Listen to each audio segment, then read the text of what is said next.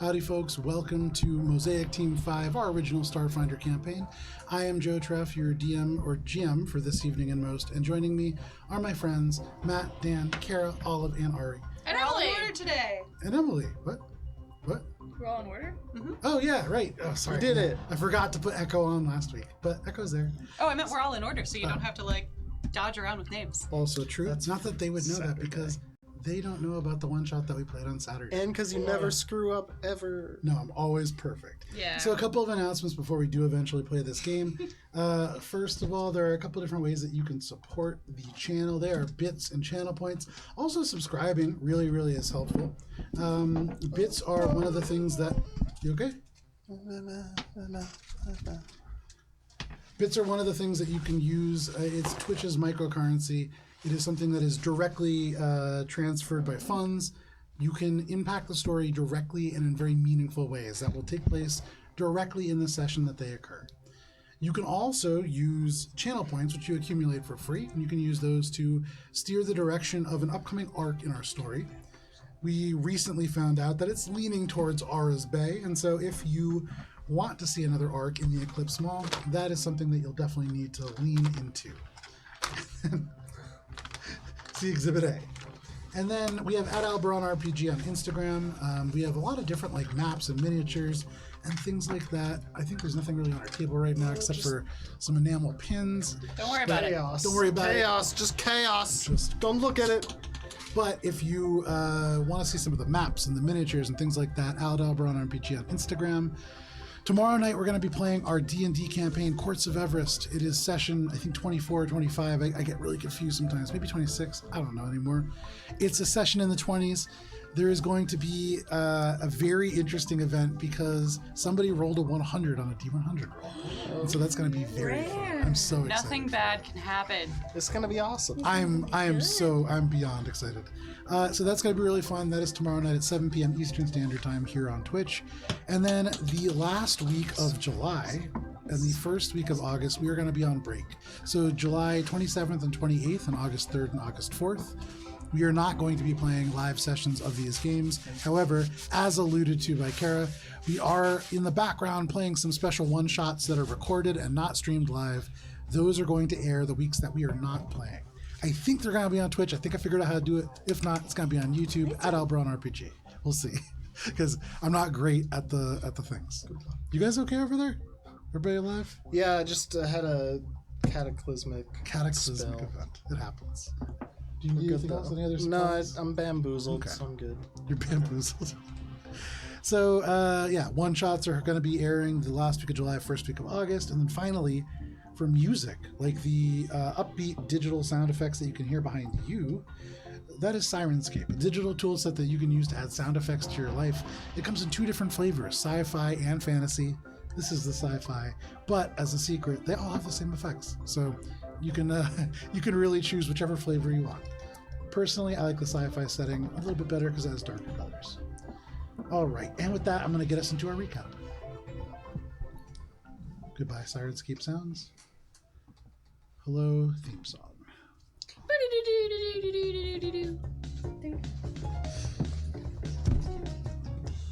Okay, Mosaic Team 5, last we played, you wrapped up buying the last few items that you needed. Wrapped up being a very strong word. It took you some time. But eventually, you were able to complete your purchases. Gibbs, you headed back a little bit earlier, and you especially benefited from the purchases that were made in the mall. You found that there was an item that had been left behind by Bubs, ordered specially to the cargo bay, and this crate contained a brand new, completely unmarred, fresh as could be dumpster. Not for long. Not for long. But this fantastic gift, a apology from Bubs for some harsh words said at a previous time. You were all eventually able to make your way away from the Eclipse Mall, and finally dropped into the drift en route to the Alcarash Crossroads. However, prior to leaving, you were paid a visit deep in the night when most of you were drunk. Really just shade and echo the beneficiaries of this conversation. Beneficiaries is a strong word. Recipients? A conversation with one Lydell Wilcox, who made an offer that, Shade, you are really unable to refuse. All of you were entrusted with dealing with this Echo unit and bringing them to Jacinto for stealing multiple things from the corporation.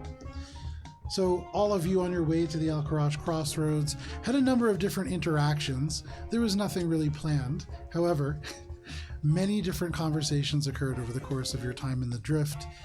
Echo, you talked to some people about your background finally, talking a little bit about the fact that you were nervous that the rest of the Echo units may not remember you. You spoke to the director about this as well, in private, away from the rest of the group. And when you said that you were scared, the director agreed. You now all, at the very end of the last session, dropped out of the Drift, and in front of you is the Alcarash Crossroads, and that is where we begin this evening. Here.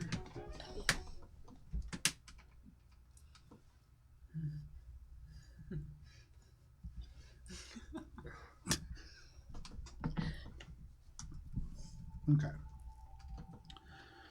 So, the Crossroads is a huge transit hub, really more of like a space platform, where several major intersections of transit meet. In front of you, as you can see the station, you can see going off in different directions these little blinking beacons that do bring to mind the J lane back in Siren. These seem to be maybe gravity buoys or some element of the track system to help guide the rails along.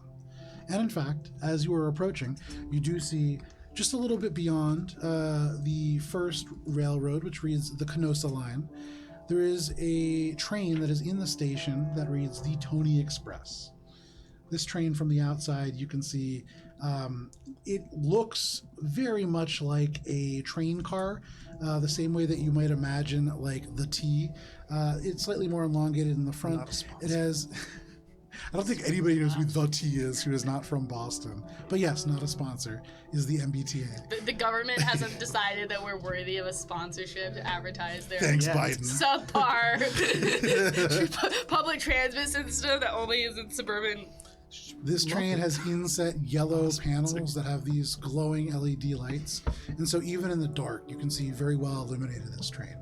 It seems to have a engine and then a rear component that seem to be of the same make and model, and those are on either end of several other cars. There's other trains that are here as well. You can see at the moment one of the berths is empty, but you can see the Canosa line, the Tony Express, and the Jacinto Crane Train line are all currently in. You can also see as you approach there are several other ships that light up on your heads-up display. Shade, you're driving? Yes, presumably. Yeah, we're still in the ship, correct? Yeah. You guys just dropped out of the Drift. Okay. And so, Shade, you don't speak Shiren? I don't believe so. You know So- who does? Are you in the cockpit? Probably not. Okay. So you see the Wazith was, which is something that you don't quite understand, but it seems to be a cargo hauler of some kind. There's the Chunderblus, which is a independent transport currently rented out. You can see underneath a research group. There is a ship that has very little data that comes up on your heads-up display called the Word of Chult. And then you can see a transport called the Burning Tiger. And then there is a USR missile corvette that is currently stationed just off the docking bay. And this is the USR Dolly Parton. This is all that you see in front of you. And if you wish, you can make your way towards the upper landing place where all those ships are. The trains all pull into the lower level of the station. So we're coming up on the top, and we're gonna go down to where the platforms are. Presumably. essentially? I mean, there's stuff on the top, stuff on the bottom. Okay.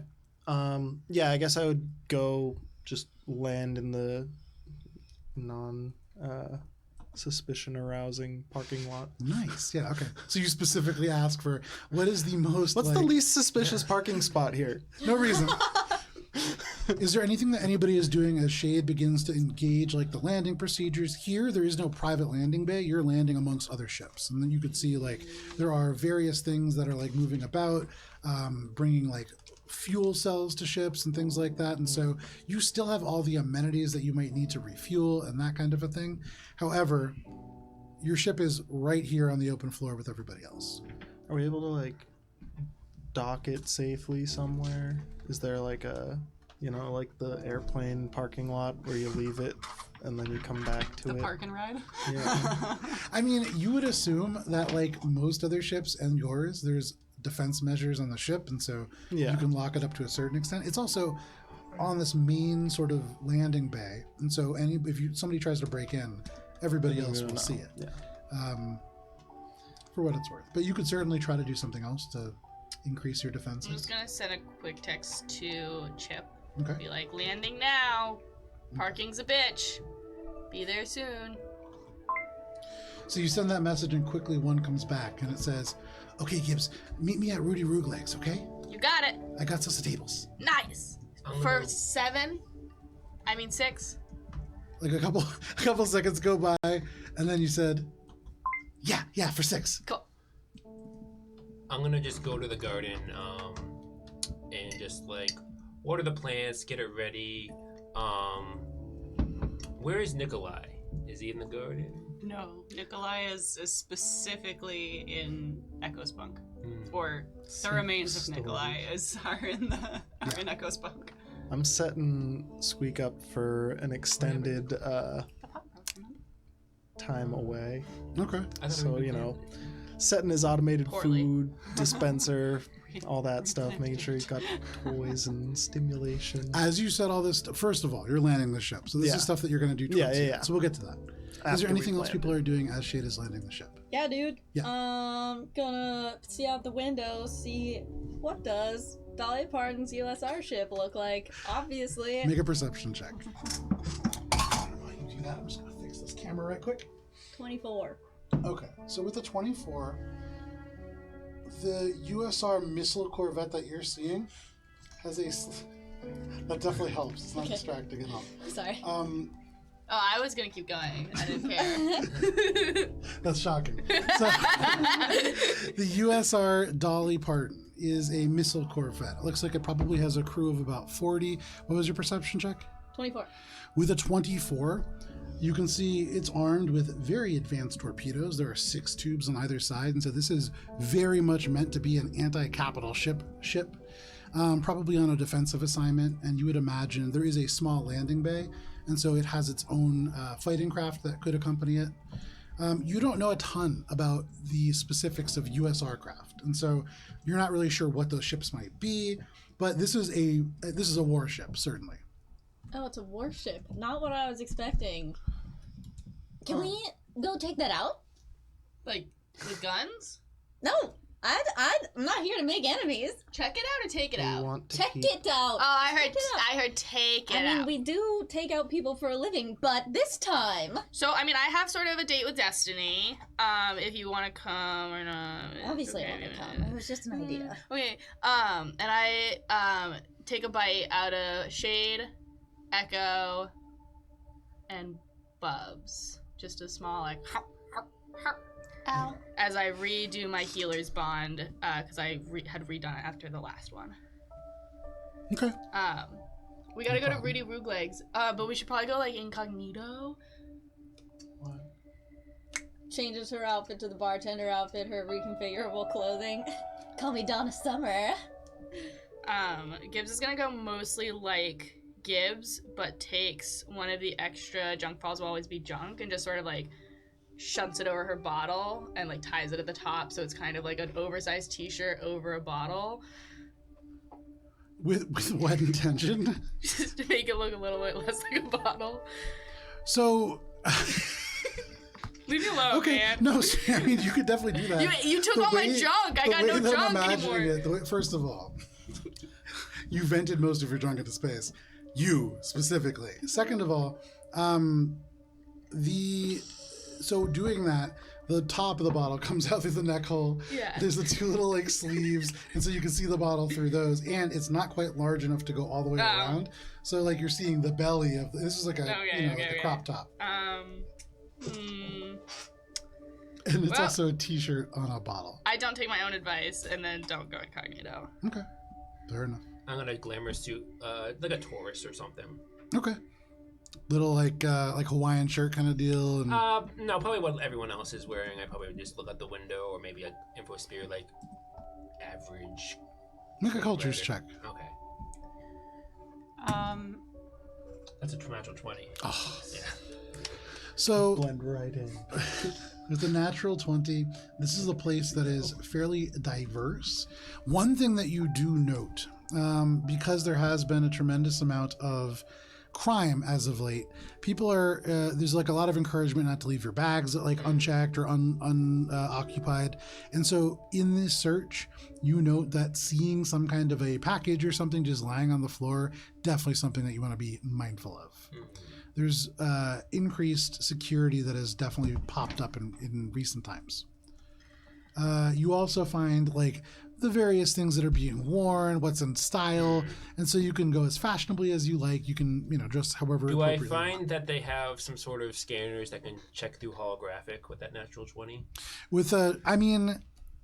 In general, that's not a technology gesundheit that is like widely used because it's expensive. And so like anywhere, there's probably places that have that kind of capability, but it depends on where you're going. If you're going to a restaurant called Rudy Roulegs, probably you're going to be okay. I mean, like the train station in general, like the security for them. As far as you could tell, no. Okay. Yeah. Would they be upset if I just wore my armor on the train? So looking at the window, you can see all kinds of people. There are people wearing armor. There are people who are wearing priestly garb. You actually see heading towards, like in the direction of the Tony Express, somebody's holding like a big Tony Express ticket, like a bachelor party. There's all kinds of people here. And so it would be really hard not to fit in. But one of the very few ways that you could do it is by going as yourself. And so just very simply changing into some kind of clothing that is not like straight white attire. Yeah. Pretty much. I Put a probably sweater just, on. I could just wear the armor. Yeah. Echo, I got this for you. And I pull out a birthday hat. Look, it's elastic. Why? Oh. So, you know how we want to get to elsewhere on the train? What better way to do it than if we were personally escorted by Tony himself? I did notice that you upgraded our train tickets to first class. Yes, and because it is your birthday, which we're gonna pretend because it is, we're on a tour, a guided tour to all of the coolest parts, and we're gonna meet the conductor, who's an Inferno guy. Will there be cake? Yes, Will there be singing? there could be. Will there be balloons? I feel like these are things that you are asking to like exclude yourself from. So before I answer, I have not had a birthday party. Would you like one? With balloons and singing in quite some time. you Nikolai want is one? not a very good singer. I'm gonna whisper comms to Echo, like, are you on board with this? For the first time, you hear emotion in Shade's voice as secondhand there's some like, oh god, feelings happening. I will take it where I can get it. I try to discreetly send a quick text to I am very fun. Chip, Okay. and I any chance of getting a birthday cake at Rudy Rooglegs? Question mark. We have a synthesizer. with us. I'm discreetly texting. No one knows that I'm trying to do this. It's gonna be a birthday. You get a kind of message deal. back and he goes, they don't have cakes, but they have a chocolate bomb. I don't know what that is. Done. Okay. 6, please. Really? Gibbs, that's kind of a lot of monies. Can I Venmo him 100 credits? You can InfoSphere transfer him 100 credits, no problem. Not a sponsor. How much And is so, it? Yeah. Yeah. Do I think that that's gonna be sufficient? Yeah, that would Okay, definitely cover it. Great. So you send 100 credits, it dings, and then you get a little picture of these, like, so being packaged into boxes by a very annoyed looking waiter. And you can actually see on the table, there's like 8 glasses of water. Like, they've been there for a while. But yeah, there's like 6 boxes of these like perfectly smooth chocolate spheres that have some kind of like a drizzle on top. And this is the kind of thing that you pour something hot on and it just like melts and there's something in the middle. Nice. Very cool. Cool. I say nothing. And then pack myself up and wait by the place. Yeah, you can wait by the ramp, no problem.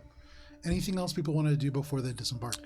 I'm getting Squeak prepped And can I get the ship to basically when our train takes off, keep within the 5-mile radius of our communications array? Make an engineering check. So that it can trail the train and stay within contact in case we need like extraction and stuff. Yeah. Ooh, -3. That's still a 24. With the 24, it's actually kind of tough. You really struggle for a little while. After you like land and you can see Gibbs is like doing some stuff with Echo, you take that time and you can't quite figure out a way that will. The problem is really that the ship would need to move slow enough to really keep up with the train. Mm-hmm. And to do that with the technology that you have is really designed for faster speed. At a certain point, the director says, Shade, would you like me to keep pace with your train? That would be beneficial. Very well. I will do so. Okay. That solves one problem. Would it be helpful once we're done with Chip? I've done it for most of the bounties. I could try to kind of triangulate a location. That would be helpful. Okay. I kind of just want to wait till after the Chip stuff because I don't know how long that's going to take, but I can do it. We have 12 hours until the train leaves? 11 hours, 57 minutes. But yeah, 12 hours. Oh. And we gotta go through security. And I'm You gotta get there early. Bubs is the guy that gets there like 8 hours early. I'm putting a timer on my my chip time. So Okay, sorry. no problem. Because I don't know the time in game, do we have one more sleep before we go on the train, or is it like a 12-hour day and then we get on the train? You could sleep for 8 of those hours. That would be so close to your long rest that would be tough to do. Okay. We have a You long rest. Yeah, that's why I'm like trying to. so like, you figure out. you really need like another 12 hours. So you could like the next time that you could meaningfully get some sleep Right. is On like the right train. after you board the train. Right. Okay. Yeah. Cool. Just making sure that that's not. Yeah. What's up with that? Okay. Are we ready? Are we ready? Echo's just All like aboard. standing at the door. Is Echo wearing her birthday hat? Their birthday hat? Do I need to wear this before we are on the train? It's part of your No. disguise. Have you never had a We want birthday party? Not for a long oh, they're so time. fun! We need to keep a low profile. What's more low profile than Then a birthday party? There's a look, look, all these A girls lot wearing of pink. things. You don't have to wear it. You can wear it if you want to, though.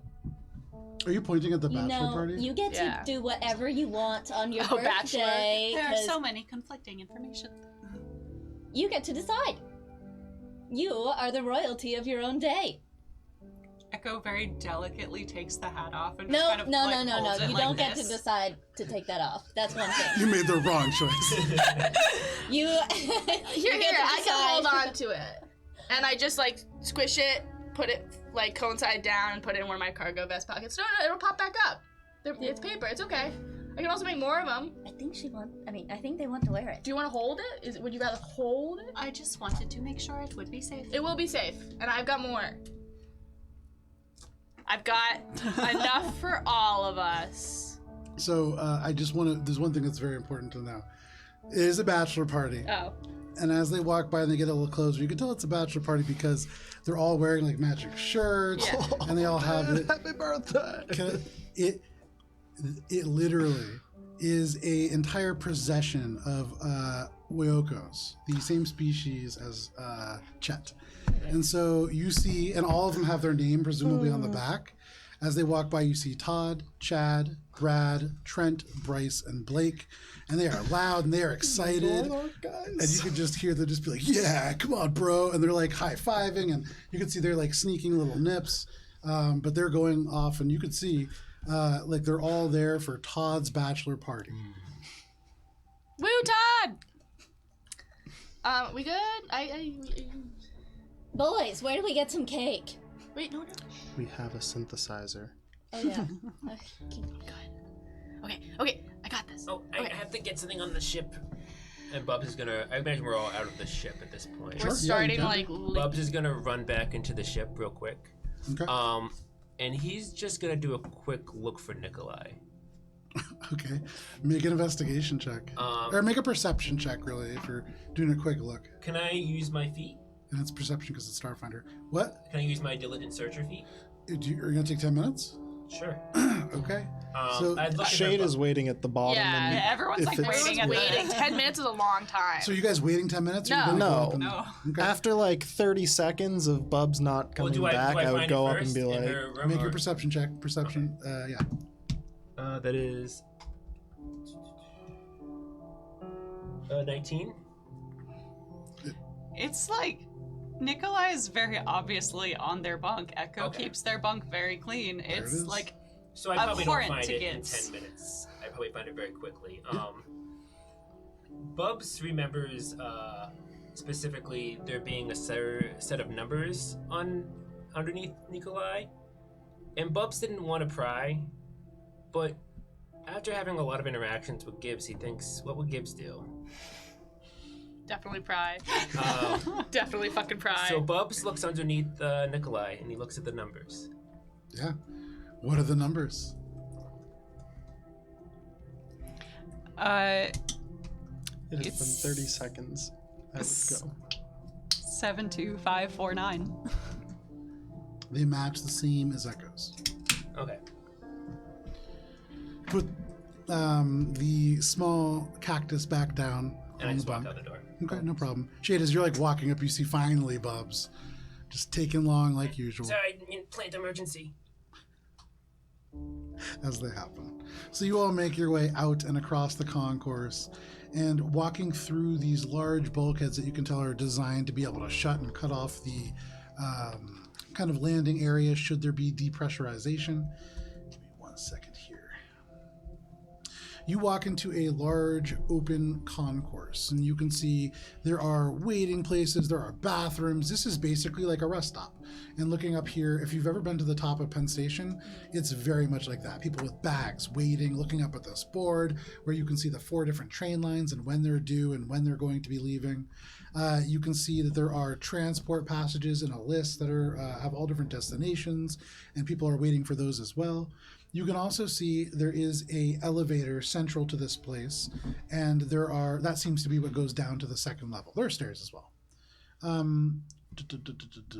Directly in front of you as you get here, there is a small shop that is really like a kind of like a news kiosk that you would see in like any kind of airport or something like that. And it's called Octoblott's Crossroads Emporium. And the individual that is behind it is they look like a roughly 4 foot tall, maybe like a mollusk, like a snail almost. They have a huge overdeveloped brain sac, and you can see they're currently standing and like organizing some books. Their legs are 4 talon-tipped appendages that they kind of almost like spiders are walking along. They're wearing a faded t-shirt with the image of a dagger-toothed horny toad that says "Stupid Foreigner," specifically in Castrovellian. They probably do not speak the language, and so have no idea what it says. You can see there are signs for all different kinds of companies. There's an Eats Meats advertisement that's up, and there are all kinds of like billboards that you can see in this place. And then you also see an advertisement for Rudy Rooglegs on the second level. That's us. What kind of establishment or vibe do I get from the establishment based on both the picture and the advertisement that I've gotten about Rudy Rooglegs? Make a sense motive check, take a +6 conditional modifier. This is about food, and Gibbs knows a thing or two. Gibbs has worked in the restaurant industry for several hours. A 15 plus 14 plus 6 minus 1. So that would be 29 plus 6 is 25 minus 1 is 24. So with 34. 30. I was gonna say. 34. Yeah, I was like, I was like, no, damn. no, So no. there's a 34. minus somewhere. 34. Yeah. Rudy Rooglegs is what you would call fast casual. This is maybe similar to what we would call, not that there's any relation with Sapphire Wednesdays. Yeah, very similar to Sapphire Wednesdays. This is a This is a very casual, like everything is probably pre-made and kind of ready to go. It's going to be a bunch of people who are, there isn't chefs, there are cooks. Cool. Yeah. Nice. That's where we're going. This place, please. I will say in the advertisement, you can see instead of like a nice pasta dish and somebody's like smiling and eating it, what they seem to be eating is a ball of plant matter. It has like a weird kind of like gelatinous texture to it. When we're looking at this like sort of sign that has wherever, is there anything about like an admin office or like conductor's depot? Not that you can see, although all the train depots are on the second floor, and so if there was a place, that would be where it was. This seems to be mostly like private transit. There's waiting space. There's a lot of seats. So this is a place where there's rows and rows and rows of seats, and there's that one guy that's sleeping across like 5 of them. Okay. So rude. But there are cargo trains that are here. So there are 4 main trains: the Tony Express, the Canosa line, which is primarily a cargo line, the Green Line, which is primarily a passenger line, and the Jacinto Crane Train Line, which is Jacinto owned and operated. Why would this Echo person do the Tony Express instead of the Jacinto train crane? Perhaps there is something more valuable on the Tony Express. Okay. On that note, perhaps one of us should stay and monitor the train. I intended to do some reconnaissance after Ruby Luke legs. It probably won't take 12 hours. Depends on how much crying there is. Aw, spice pats. Gibbs on the back. I'm It's good. okay. Yeah, Shade I'm was good. about to say something, but then didn't. I'm not that hungry either. Would it be okay if I stayed with you, Captain? Fine. I think we need a new title. You know what title I think would be great? Let's Chef. get moving. It's got way more authority. Yes, chef. Doesn't that roll off the tongue better? I'm saying as we're Yes, walking. chef. Yes, chef. Yes, Yes, chef. chef. Practice it with me. Yes, Yes, chef. chef. Yeah, yes. Yes, chef. So you guys are walking to where now? Rudy Rude legs. So you're going to Rudy Rudy Legs. Yeah, I don't know who else. Who is going Spice with is you? definitely going to. I think I'm we're starving. all Okay, going gotcha. for now. No Right. problem. We might break off later. Right? Why Yes. wouldn't we all split the party? If you don't mind. Olive's just like, don't you do it. I am not particularly good with emotional situations. I have trouble reading what is appropriate. Do you want me to be there? Or would I be useful elsewhere?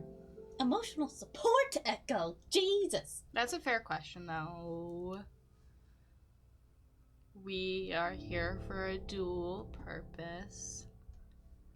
And how else can I surprise you if you're right there? So, why don't you go do something else if you would feel that that's better? But stay on the comms, and I'll text you.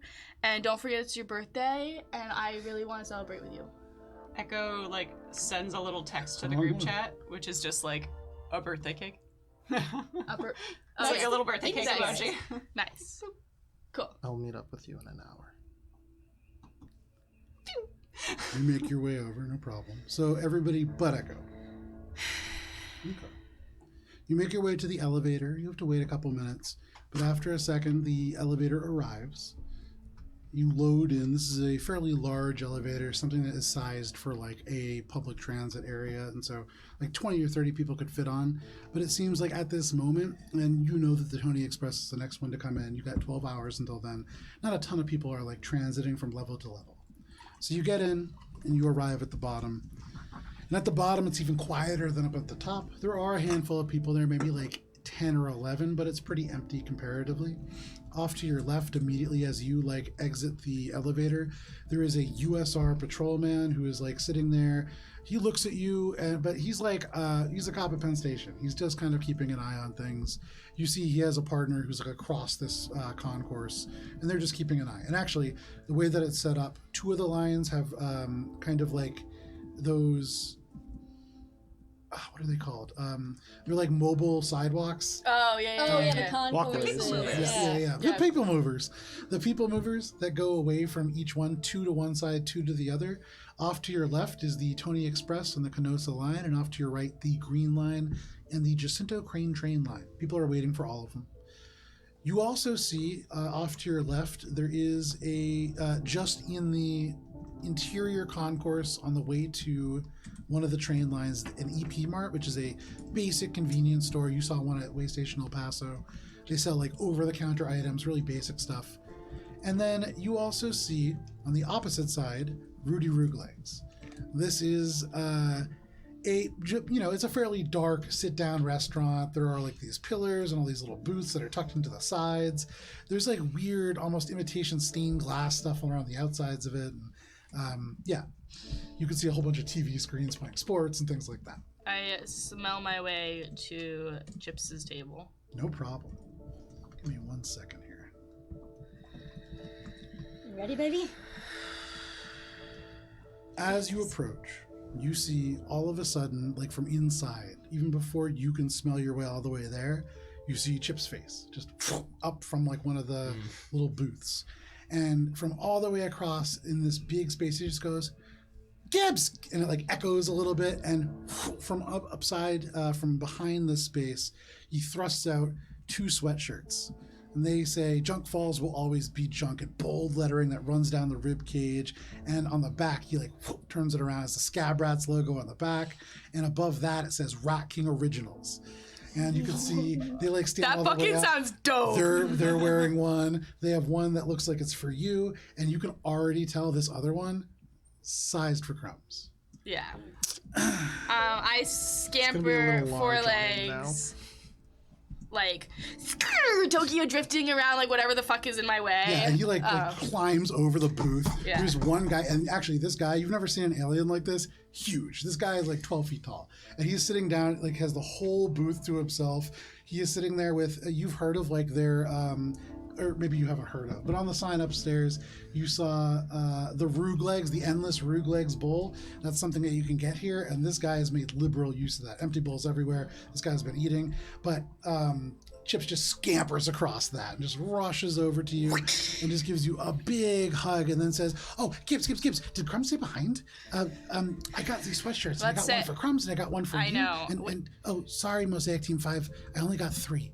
But That's okay, honey, I can don't get worry. more. I can get more for all of you." Hold on.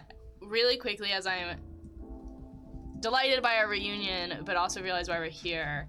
This is a big scene in a somewhat medium-sized restaurant. Does there anyone who seems to be taking particular notice of us? So you see the gentleman whose table was just climbed across. Yeah. They look at you, and you can like read their thoughts. They're just like, "Well, I've never," and like they're annoyed, and so they're looking for that reason. Right. But nobody seems to be staring. You look out behind you, the 2 USR patrolmen. One of them's looking up at their computer screen and typing away. The other one has their comm out and was like playing a game. So right now, no. Please, you've been here a while and only ordered water and cakes. Let's get you some food. No. I ordered breadsticks also. Come on. And he like just scampers back to where he is, and yeah, you can see half-eaten basket of breadsticks and like a million empty cups. Nice.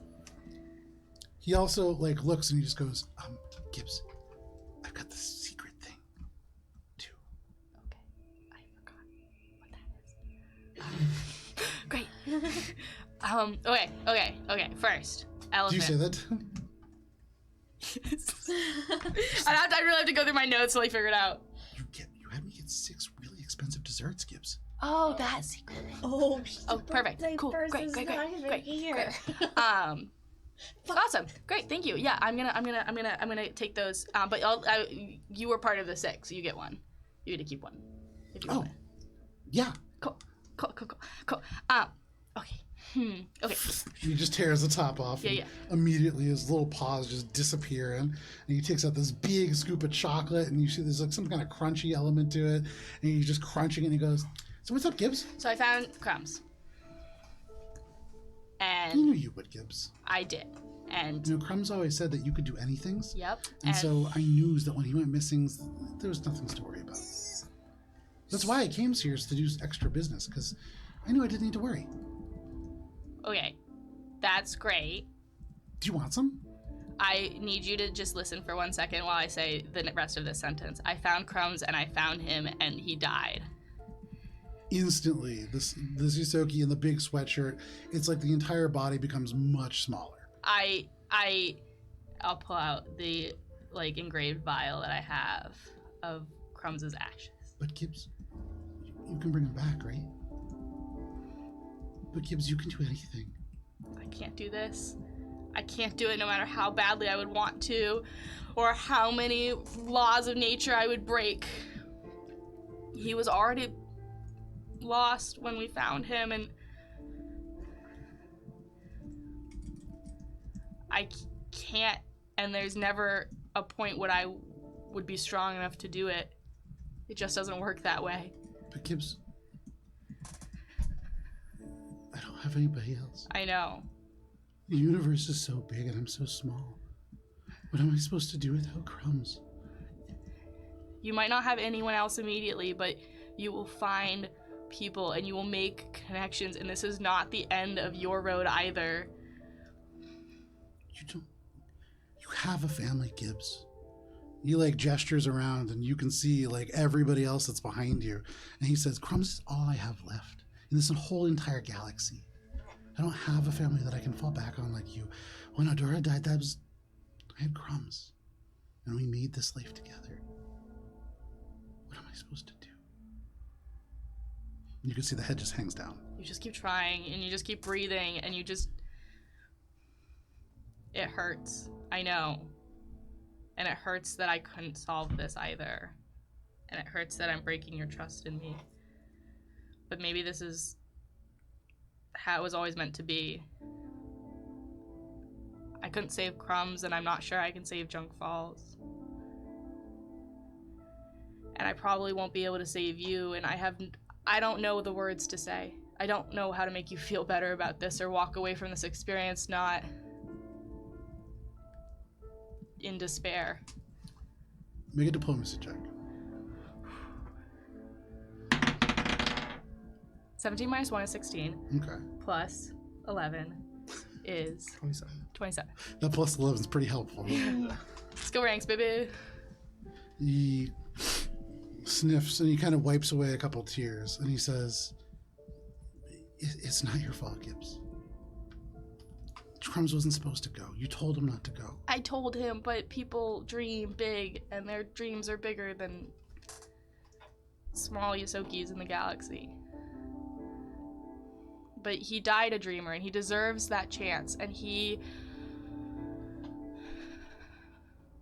will safeguard a place forever. His soul will linger there, and I believe fully that he will ward off any continued hurt of that place.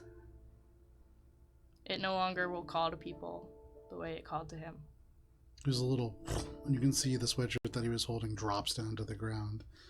And he says, but you can't just leave Junk Falls behind either. You started this. I don't intend to. I'm waiting for the day Chesterfield calls me back. Until then, I'm barred, and you know, Nazma's doing a great job with the social media stuff, and it's growing, and it's gone legs of its own. But Gibbs, even though it's not your fault, we can't lose anybody else. I'm gonna go back to Junk Falls, and maybe I can find something there. But I don't even know if anybody will remember me. They will. Maybe not by your face, but by your scent, certainly. And things are changing in Junk Falls. I met I'll tell them about the Ruby Eyes clan and, kind of wrap it up with, Socrates is on his way, and I don't think it's going to be a battle of bloodshed right now. I think Chesterfield's too smart for that. Outright warfare would look bad. The optics aren't great for that. But I'm not really great at that whole thing, so I outsourced it a little. But someone needs to hold the soul of what Junk Falls was and what we are fighting to return to. That could be you. You left when it was the best it ever could have been. You can see this weighs really heavily on him. And he's quiet for a little bit. And then he says, Gibbs, I need to think about this. This is for you. To do with as you feel he would want. I pass him the vial. He takes it in his tiny little Yusoki hands, and every second that passes, he feels smaller and smaller. But he accepts it. And he tucks it into the little sweatshirt pocket. Chip, don't forget I'm still your family.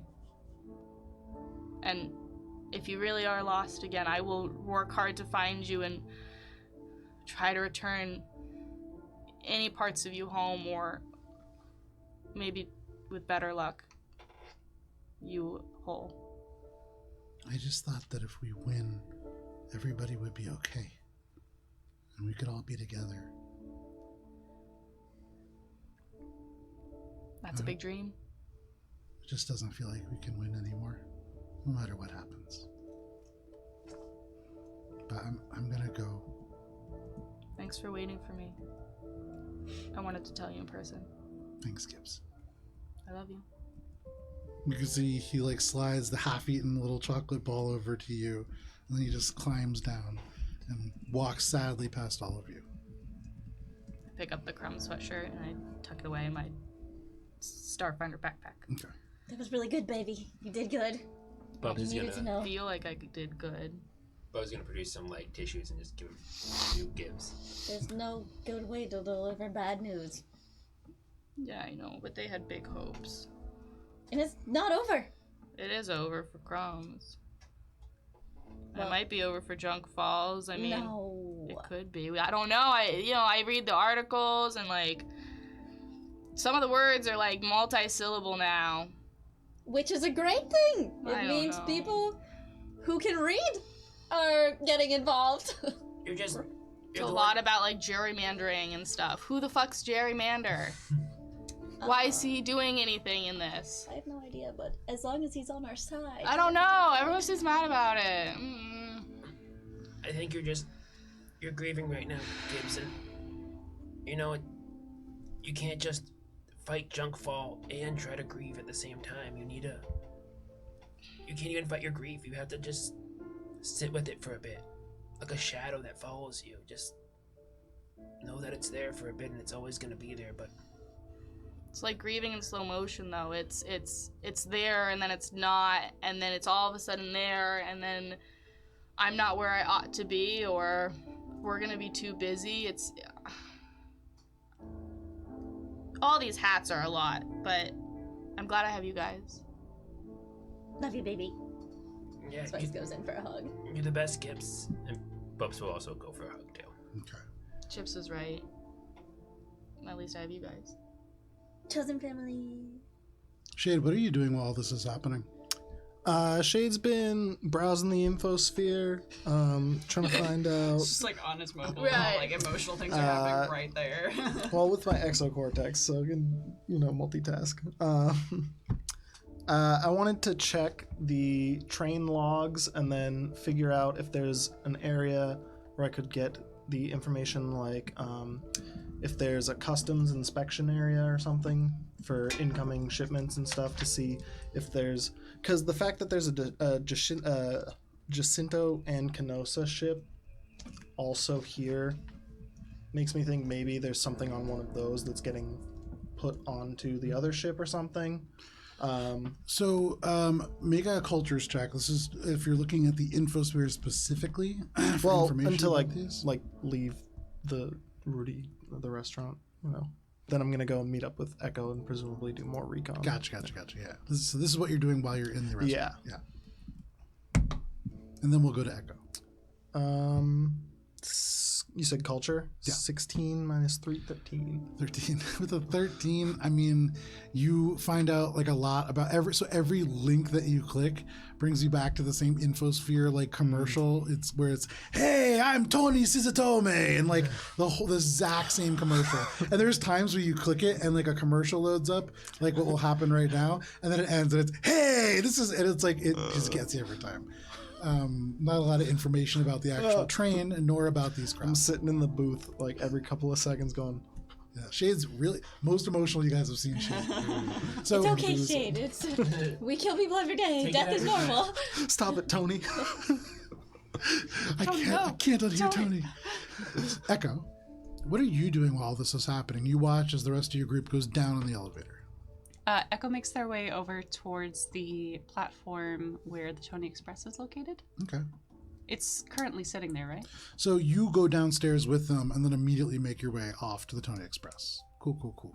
Yes, the Tony Express is currently sitting there, and for what it is worth, you can see at the moment, there is an individual. The only person that is on this platform is a person, and they are holding a placard that says happy birthday on it. They're looking around. You can see they have like something under their arm, and they seem to be waiting. This individual is You weren't wearing the hat. very large, kind of pear-shaped guy. He has a big mustache. He's wearing like a trucker hat that has the Tony Express symbol on it. He seems to be just waiting for somebody's birthday. Aside from that, you can see the Tony Express just laid out behind him. Okay. Echo wouldn't immediately head for like the very empty platform. Yeah. You can kind of like get to the concourse and lean out, and you can see like this is an empty platform with a guy on it. Yeah. And they're just like, okay, that's not going to be the best approach for recon, but also noted. Looks like he has a gift for you. They're going to kind of try and scope out and figure out which car is the cargo car. Okay. Make a... Boy. That's Engineering? I wouldn't say engineer. You know what? This would be a cultures check. This to could know be the an engineering shape. check, and this is really about just because some of these are built very differently than others. You said it was old, so it might have been retrofitted too. Yes. Yeah. What was that? Yay! I roll natural 20s on the stupidest Hey, checks. you sound better than none. I try to make it so that a natural 20 is never wasted, I'm glad, because this feels like a waste. except for like initiative. That's really the place where it's tough. So with a natural 20, you take a look, and there's like a point where maybe like you can see Tony's like fidgeting around. He's holding some stuff, and he drops something. It looks like a little enamel pin, and it just rolls away. And so he's like, "Oh, come on, Tony!" And he just like has to chase it. And so for a moment, you can kind of like dart in and take a better look. You can see the engine itself is a sleek. You've even seen these before. These are Guthrite 43 freight haulers. This one in particular customized with backlit yellow panels that scroll Tony's Express across it when it isn't flashing these brilliant streaks, and it's in it has like, almost like this waiting like an LED keyboard waiting kind of thing. This is probably the cockpit. You can see it is separate from the rest of the trains, and there is a small kind of like thrusters that are attached but are currently inoperative. As you saw, there was another half to this in the back.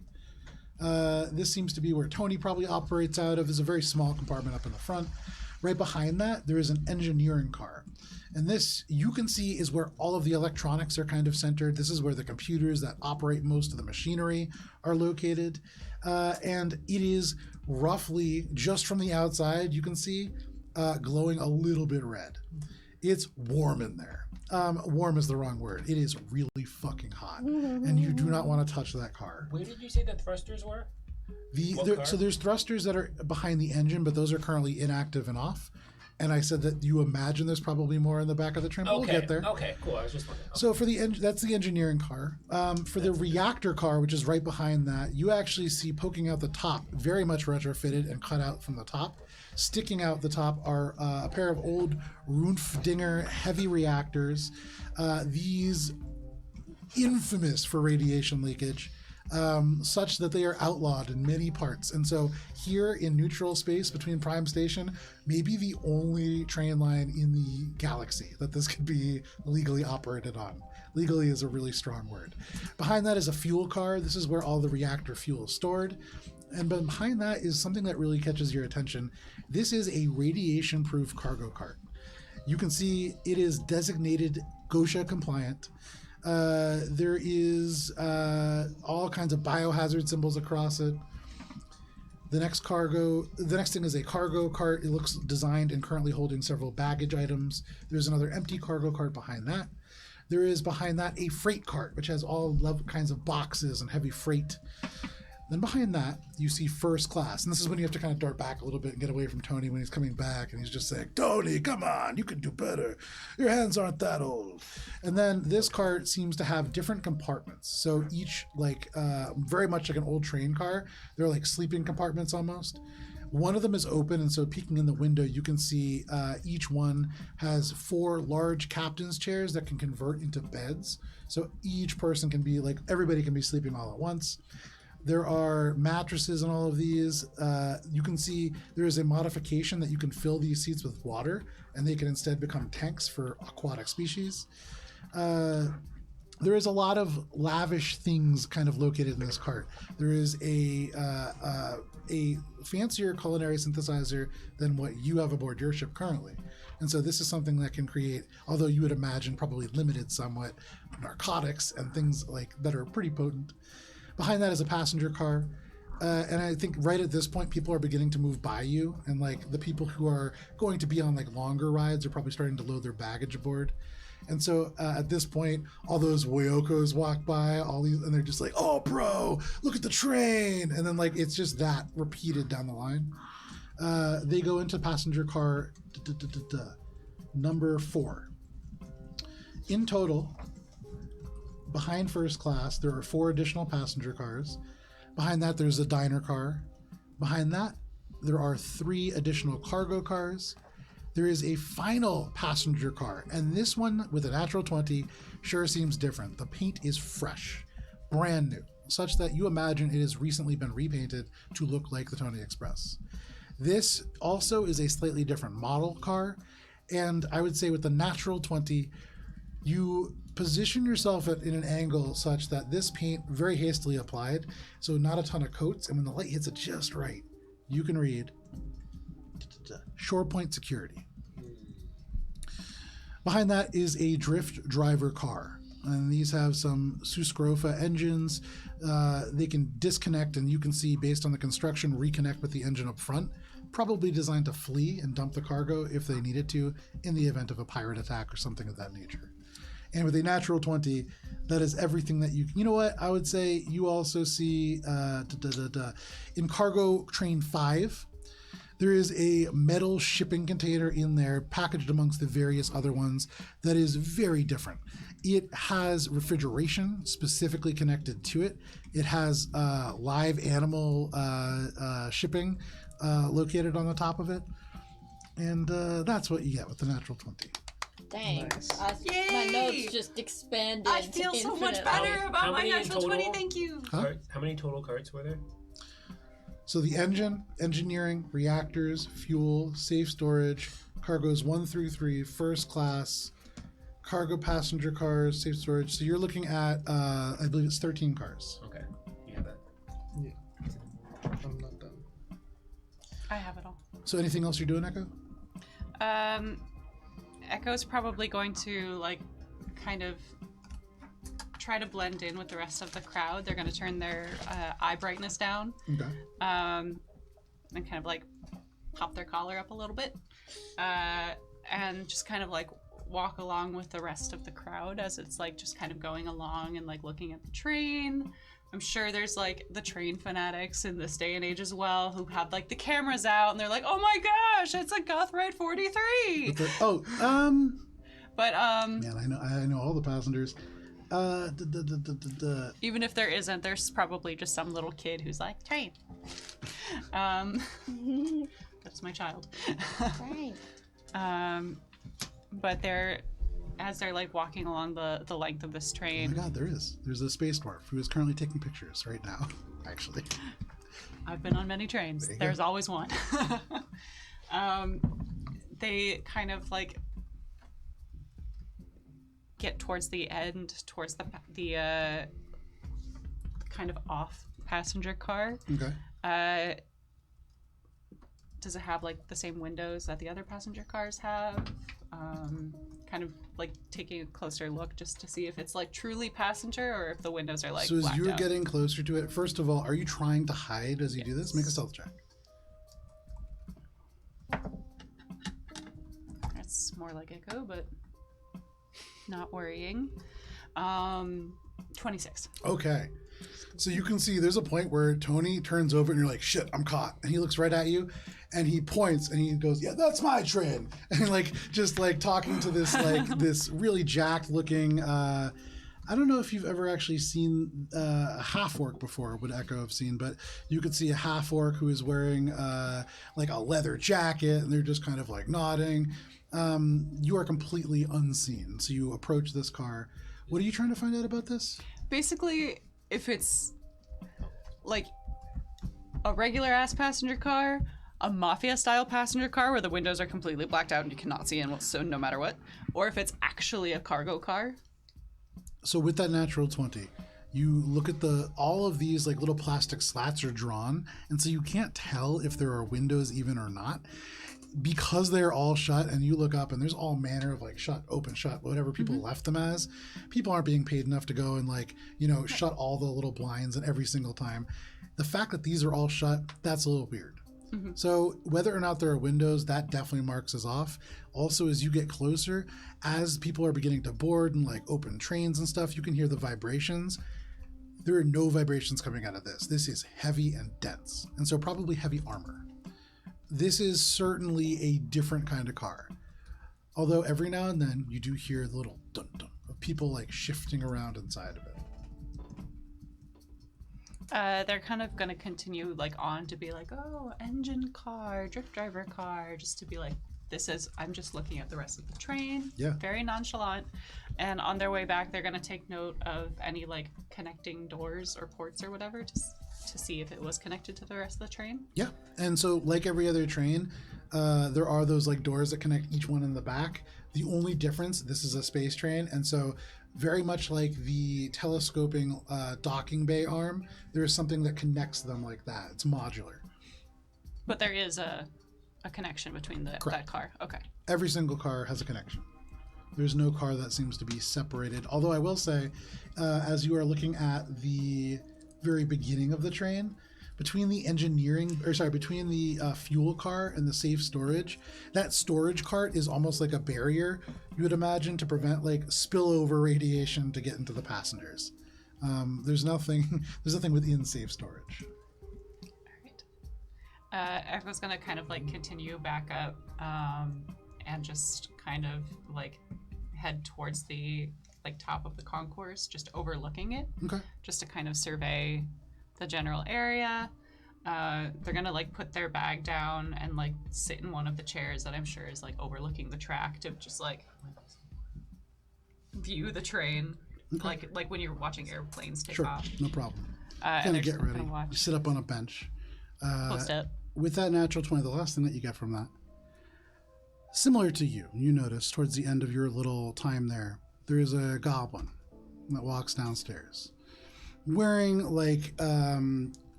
armor actually, and so that's really what kind of draws it out. Seems to be wearing like a little similar to Shade, like a jetpack of some kind. And they go and they sit down at a bench very similar to you, and they seem to be just watching this train. Does this goblin look like the description that Echo has for the goblin bounty hunting group that was like after us on Aura's Bay? They sure do. Uh, Suddenly you flash back to William the Pleaser saying, this is going to be a really interesting trade, right? Echo is going to like ping the rest of the group. It's like, I believe we are not the only ones out for this bounty. What was the name of the goblin bounty hunter group again? The Gremlins. The gremlins appear to be here as well. We'll just have to gremlin more gremlins than them. I'm gonna leave now and go to meet up with Echo. So you make I'm your way gonna- out. I'll meet you there. Everyone meet back on the ship at least 2 hours before the train leaves. Be Okay. ready to move if you get a signal. Okay. So I have Stay 10 hours, in but gotta be touch. ready to move. You got it, chef. I'm gonna go with Does that the- trigger him? As far as you can tell, no. Okay. Because I said I was gonna go with you. Okay. Shade's just gonna get up and leave, and if you follow. So, and I like try to change the subject, like even though my heart's really like heavy, No problem. to the task at hand, which as far as Gibbs is concerned is Echo's birthday party. So 1 second. As the two of you are walking out, is Bubs going with you? Yeah. Okay. As the two of you are walking out, you can see, as luck would have it, the elevator descending. And so you guys are going to be able to make your way without having to wait. But as the elevator reaches the bottom and it opens up, this is right about when you get that message from Echo that you guys are not alone. And it appears the gremlins are going to be there. The elevator door swings open. And as it does, you can see about a dozen shiny green heads, all wearing various bits of armor, all holding weapons. You can see the USR patrol person begins to like turn, and they begin to point, and you hear rocket packs begin to wind up. And because it is 7:40, and because I also want to see if I can fix that camera, this is where we're going to take a break. But because the middle camera isn't frozen, would you guys like a little visual perspective? Yes, duh. Clear the way. Is it a big one, Joe? Huh? Is it a big one? Is it even a question? Wait, why are we fighting the gremlins? Why not? They're pirate dudes. They tried to fight us. I don't think we're gonna be in the fight. It might just be a fight that's happening. I think they're Yeah. trying to rob You will Ruby. remember Rudy that legs. the way that you heard about this group is there are several groups that purchased part of Spice's debt. Oh god, Yeah. this is a That carbon is cartel one of thing. them. And I will say the last thing that you see in one of their hands is they all rocket around the level, and that's where they land. This one right here in the middle is holding a totem very similar to the ones that you guys have. Wait, sorry, this guy? No, that's the really tall guy that was in the Ruby Oh. Rig legs. He's left. That guy's so tall. He's very tall. He's supposed to be tall. So which one? So one This of the one's got the- gremlins has a talisman. Oh yeah, Did we have for the Carbon Cartel. You guys have one that you got from Red. Yeah. So we're going to step away for just a moment. We're going to come back. Hopefully there'll be a working camera, but we will be back in 10 minutes. Jesus. Can't even pew pew pew pew. I'm pew pewing.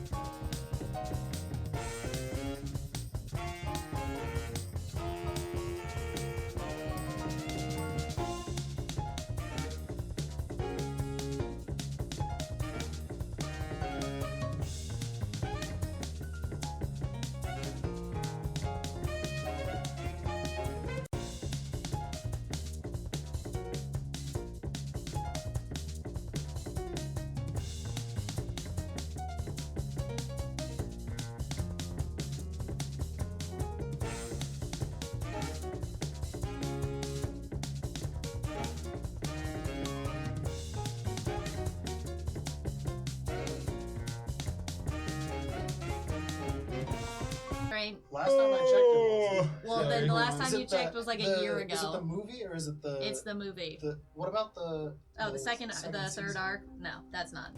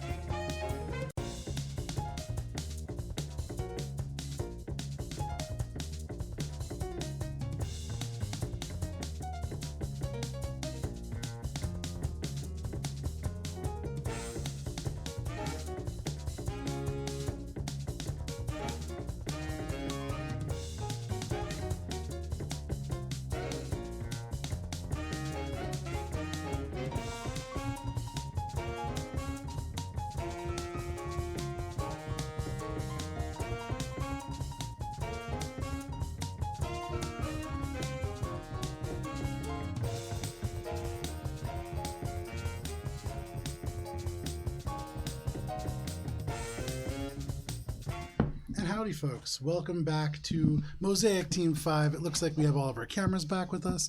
Thank you for sticking with us through the break. Maybe you saw us briefly during the break. Hello. Hello. If you're just joining us, welcome to our original Starfinder campaign.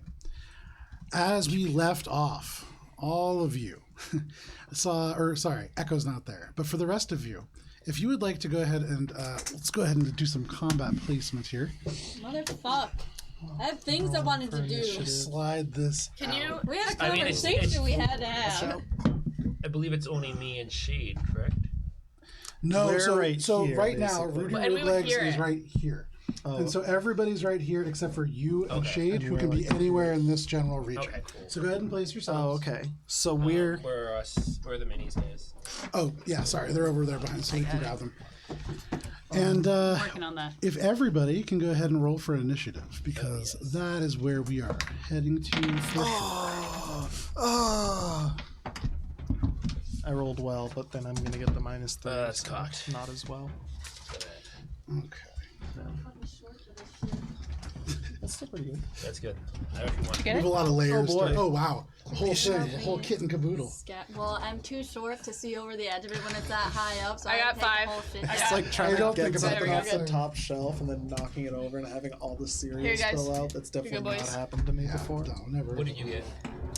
I got a 19 plus 6 minus 3. Anybody 20. natural 20? Natural 20, I just rolled it. Damn, look at that. So up at the top, we have Spice. Anybody 25 to 20? 22. Okay. All right, 22 for Shade. Anybody 20 to 15? 19. 19. 19 for Echo. So what's your dex 19 for- modifier? 4. Mine's also 4. Really? Rock, paper, scissors, babies. I'm gonna put Echo first, just in terms of like thematic speed. I Fine. feel like Echo's a little faster. Echo, Bubs. 15 to 10. 10 to 5. Gibbs, where? Gibbs? Nat 1. Ooh. Oh, nice. Nat 1, baby. Still I'm still reeling crying. from Yeah, the- You're like Makes cry sense. eating. I'm finishing up the cake. I'm good. That went I'm pretty trying. well, I guess. So the way that this works This is out, good cake. first of all, what I will say is we're going to be we're ending with these goblins in this elevator explode out using rocket packs, and all of them, you can tell, can only move in straight lines. Immediately you see these are not quite as high quality as Shades. They just ignite something and they forwards, and you hear little screeches and screams as they just like begin to enter into combat. People are turning and beginning to run in different directions. The USR people are bringing weapons to bear, but they land in exactly where they are on this map. The two of you turn to face them, and that's where we're beginning this combat. So we are beginning with Spice, then going to Shade, then Echo, then Bubs, then the passengers and USR fighters, then the goblins, and then at the very bottom, after all the trains shut down, after the janitors come through and they wipe up the evidence of everything, then Gibbs gets to go with Nice. the 1. So, Spice. Where did you put us? You guys are over No, here. we're right here. Like, You're like in the restaurant over we're here. like in the restaurant, and I'm like chatting. I'm So crying. do we even get a turn? So right now you hear rocket packs, 14 of them ignite and just spiral out. And so you hear like goblin shouts. You are beginning to hear like the sounds of weapons charging up to fire. Something is happening. Okay. Spice is gonna turn over to Gibbs and go, "Did you hear that?" Chocolate everywhere. Yeah. I'm just trying to plan Echo's birthday party. Alright, I guess I'm gonna hold my turn and Oh, wait shit, don't wait until for me, no. It's too late. Full action birthday party planning. Yeah. No problem. Spice like pulls out all this shit from her pocket. Go, how are we gonna do this? Which We got color? No problem. So you have all the literature out on the table. Shade. Natural 20. Right in front of you, you watch as a bouquet of goblins explodes into the space. How many? They land in a variety of different spots. How much is a bouquet? This is 14. Oh, okay, so all of them. Yes. No, they're not. No, they're already where they They're are. So already there. that's where they land at the end of that Okay, like thing. okay. And so now we're starting combat. So Okay. Shade, what would you like to do? And then Echo, you're on deck. Do they seem like they're hostile, right? They're all holding weapons. Is there one that is notably the like leader of? Would you like this? to use your action to make a perception check? Can I use my move action to combat track, the one that looks like the most So point to the one that looks like the most. The most is with them. That one's got the one of the rings. Yeah, got the one with like the headdress and the axe over here. Okay. It's pretty. Cool. Combat track that one then. You do so. The most is what you make of it. Yeah. Unless you're going to use a skill to determine which one's the leader, it's really kind of guessing. Yeah. No, I'm just gonna go ahead and combat track. Actually, Okay. haha. Just gotta take a quick. Ooh, I like this one. It's 30 feet. So what are you doing right now? I think I would like to use my feet amplified glitch Okay. as a standard action for my exocortex. I can wirelessly introduce fast-acting virus into nearby technological devices to briefly cause them to malfunction. I can choose one target creature per character level, no more of which can be 30 feet apart, Okay. and they must either be carrying tech devices or within sight and hearing of such devices. Yep. All of them are. So I'm gonna go for 1, 2, 3. Okay. I think. Yeah. Yeah. Nice. 3, and try to hit them with my exocortex. And what saving throw is that? So I make a computer's check. The DC is 15 plus 1 per target, so 3 plus 1.5 the CR of the highest CR target. That's gonna be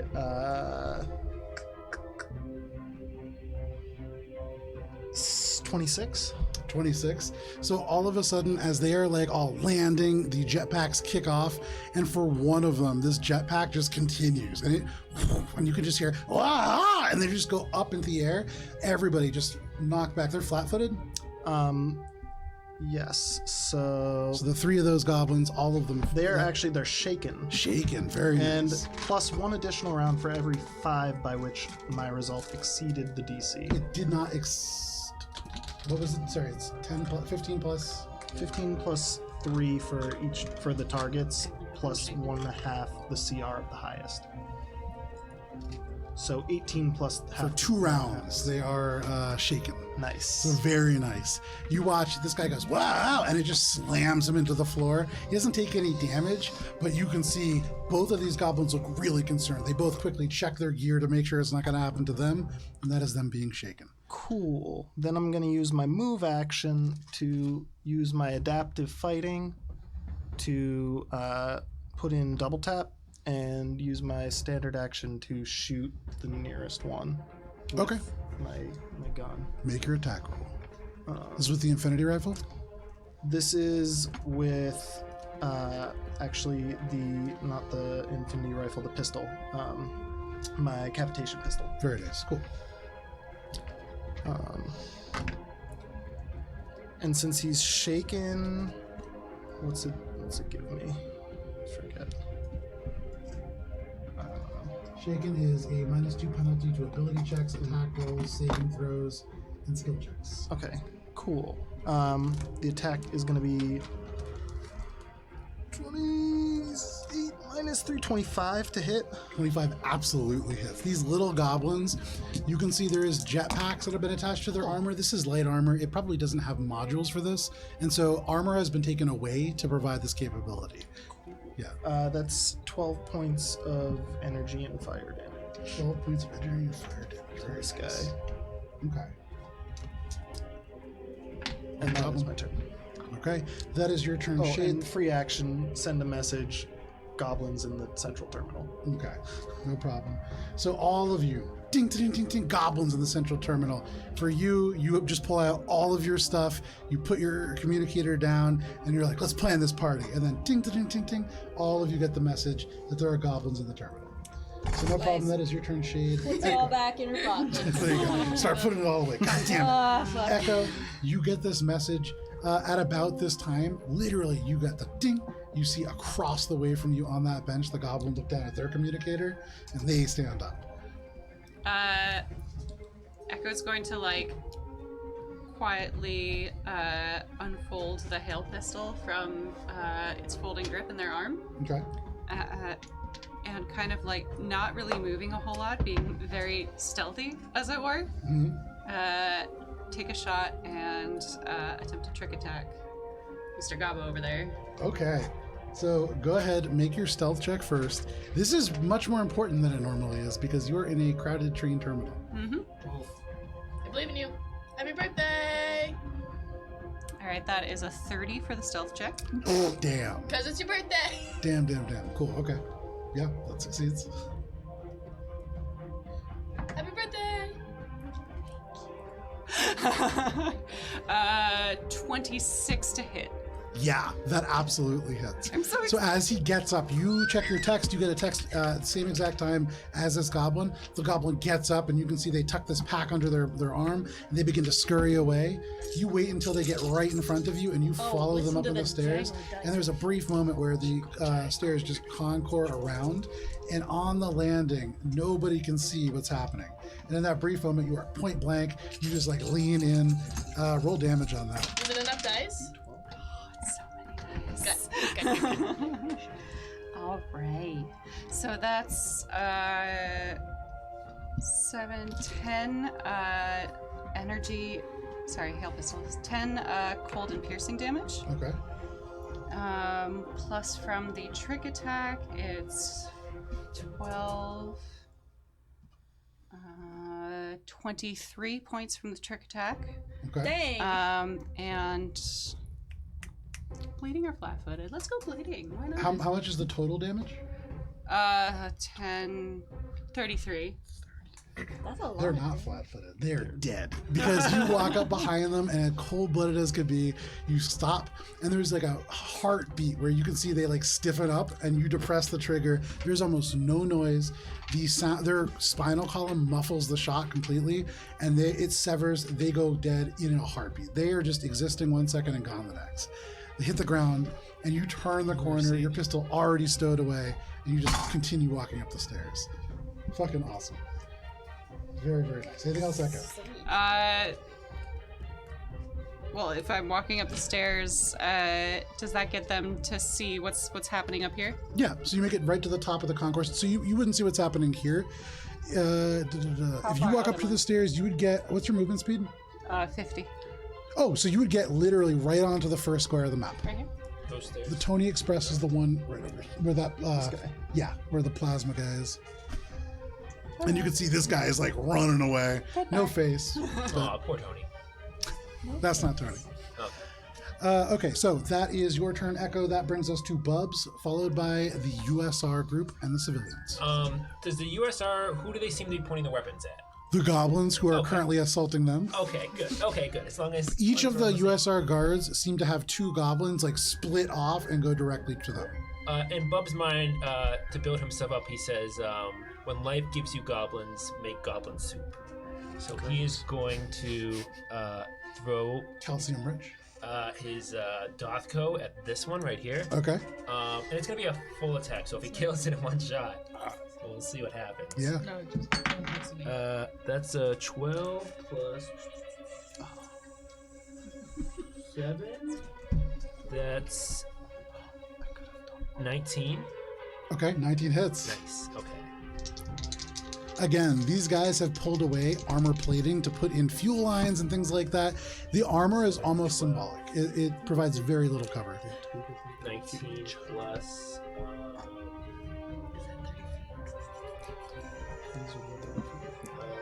19 plus 11 is 30. 30. Yeah. So this goblin lands, and you can hear him just go, "Put your gun down!" to this USR soldier. And as you see Shade shoot across, and you have to almost like stop your momentum Yep. because Shade shoots right in front of you, you pull back the hammer and just heave it forward, and it clocks this little goblin. The hammer is significantly larger than the goblin. It almost like completely annihilates his body, and as it slams into him and he hits the ground, like spinning end over end, he looks up and you can see the whole side of his face like mashed in. The teeth are like pressed through his lip, and he is still alive. He is barely clinging Second on to attack. life. Go ahead, make your attack. I imagine Bubs, as he does this, he like grabs the hammer, has momentum, swings his body again, and just throws it back out like a boomerang. Okay, cool. So the hammer returning augment just back to your hands 9 plus 7 is 16. against It's KAC? Yeah, it's bludgeoning. Meets a pizza. Just barely. I've You never take been able it to do full and attacks. you wing it around your back, and as you do that, you barely hit the goblin, but it doesn't matter. They had 1 HP left. Oh, yeah. And so That's it a just, fun it barely hits him. It's the handle as opposed to the actual Dofko part. And it just like hits and annihilates, takes the head, it catches in the cheek and just rips their head off. Nice. The hammer back into your hands.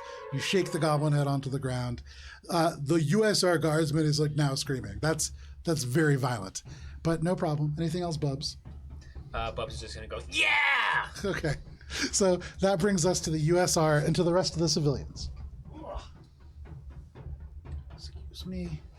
So this guy is going to, you guys are kind of blocking the way. 25, he's going to run this direction. 25 to this direction. We're going to have him, I guess he has to stay where he is. He's going to run past you guys off the board. This group right here, with them stunned, I think they're mostly just going to hide and cower. So like this is like a get down situation for this group over here, and then Echo indeed they run right by you. And those two just leave onto the table. Okay. So the 2 USR guardsmen, for their part, are going to take attacks against the goblins. One of them is going to hit, but you do see Bubs as you wipe one of these goblins off the board right next to you, and you turn back and you're like, yeah, and you look at this guardsman, you watch as he looks at you and goes, holy shit, and as he goes to fire, he has not properly cleared away the last round, and his gun just backfires, and you watch as his hands are completely like smoldering and blistered.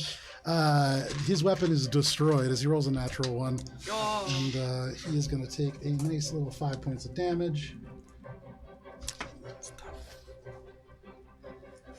He like shakes it off and reaches for his sidearm. The other one lands his attack, and you can see one of the goblins take a shot. The goblin, yeah, that one that's right over the border, he's still fine. Okay. But that is the guards, that is the civilians. The guards are like pinned in right now, and for what it's worth, they look like they're going to get overwhelmed pretty quick. If you want some additional help, you probably want to help the guards. These 2 are the guards? No, so all it's those the folks are guards. civilians. The guards are the 2 these 2. soldiers. Okay. Yeah. Yeah, The ones that have green capes Yeah. and look like I soldiers. didn't see him because he was Yeah. tucked away in the corner there. And they are very much like pinned in. These goblins, they immediately peeled 2 people off to either of the guards. They were definitely ready for this and have like practiced this encounter.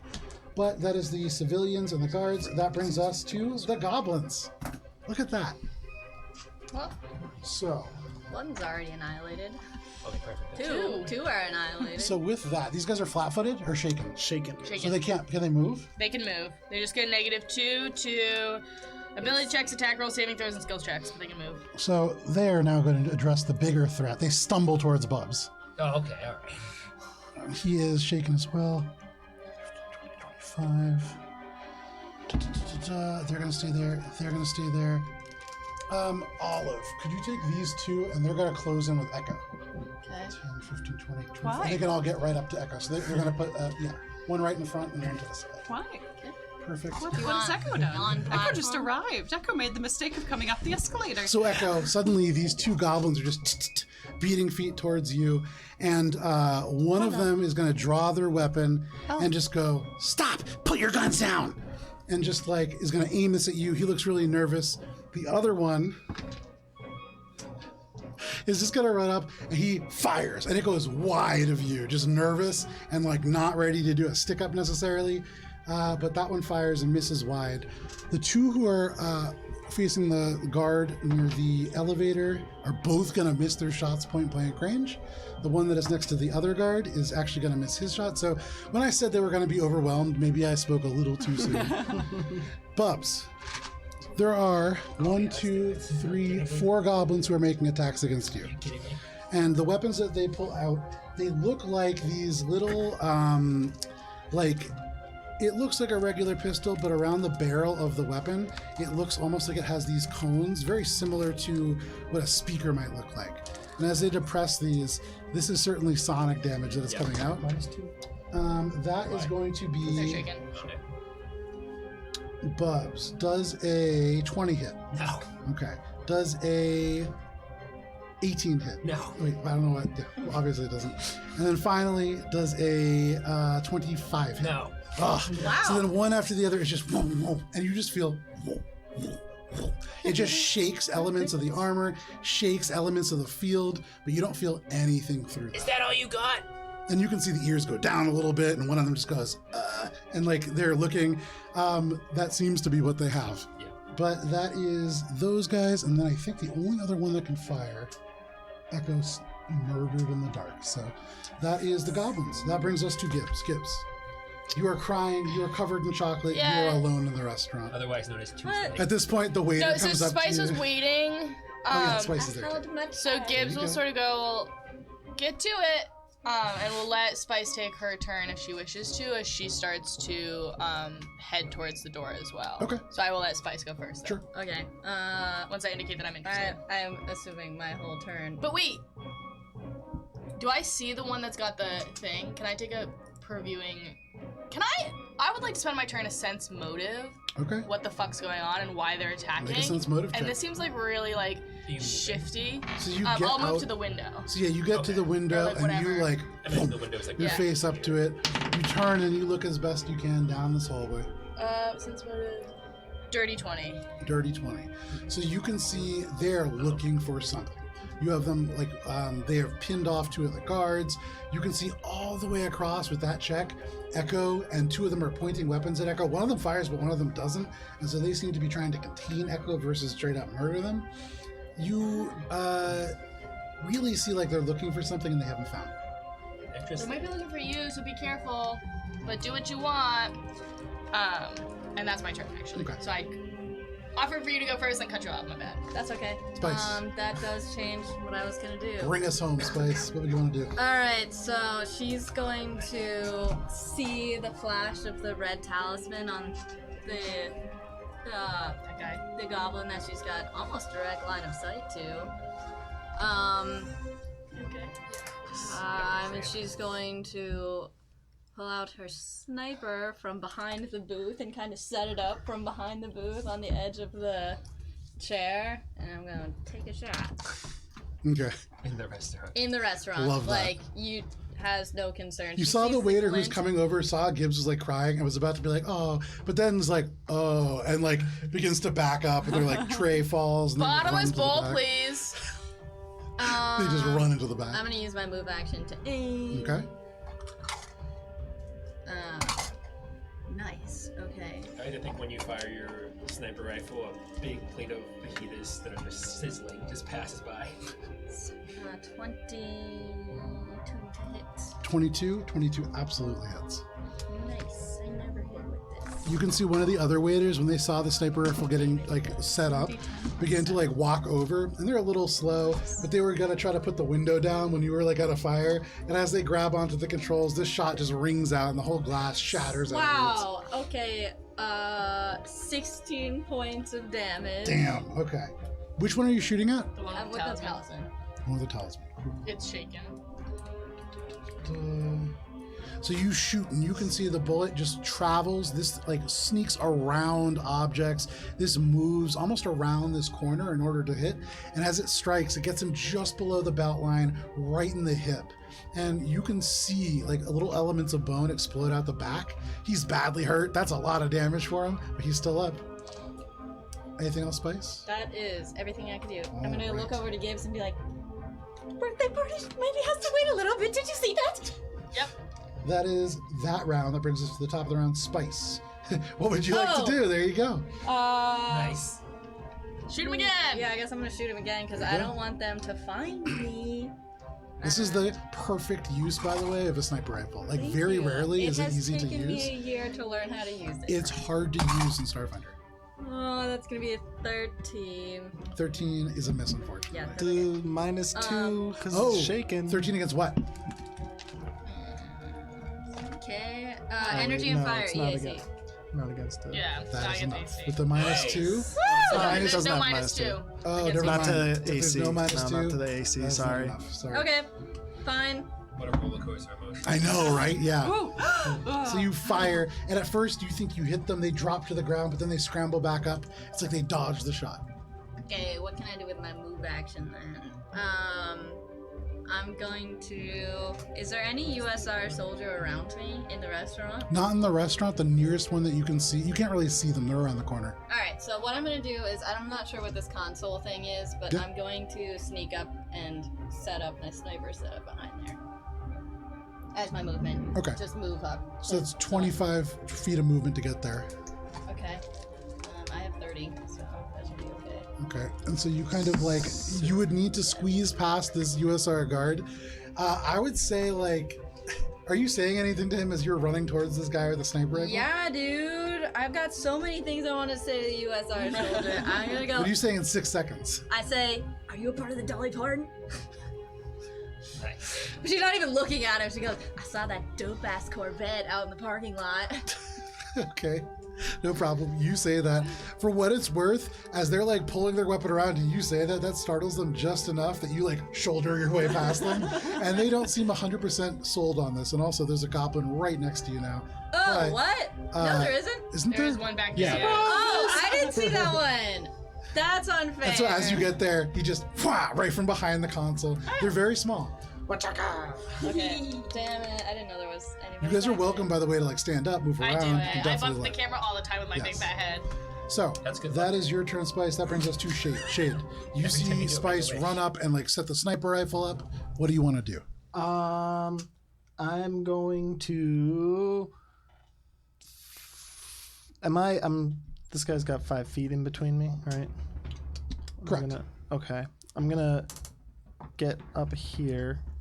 Actually, no. I guess I'm just gonna do a full attack from here, but I'm gonna distracting hack him. Okay. So on this dude, exocortex to distracting hack the tech on this guy. Yeah, make your check. Please.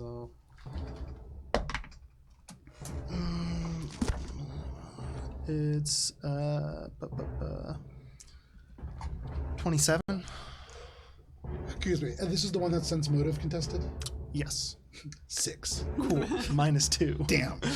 4. So this goblin, as you So now he's distracting hack, flat-footed too. you can already see like their electronics are malfunctioning a little bit from that first glitch, and then all of a sudden their communicator just sparks, and you can see very much like a vape cartridge that exploded during that period of time where for some reason that was happening all the time. Cool. This just ignites on his wrist, and you can see he just goes ow and just throws this communicator onto the ground, but they are distracted for sure. Cool. And then I'm gonna make 2 attacks with a full action At them. at the one that's flat-footed. Cool. Yeah. Well, first attack will make it him because he's the one that I hit before and might die. But -5. It's like a 20. 24. 24 hits. Cool. So that's gonna be another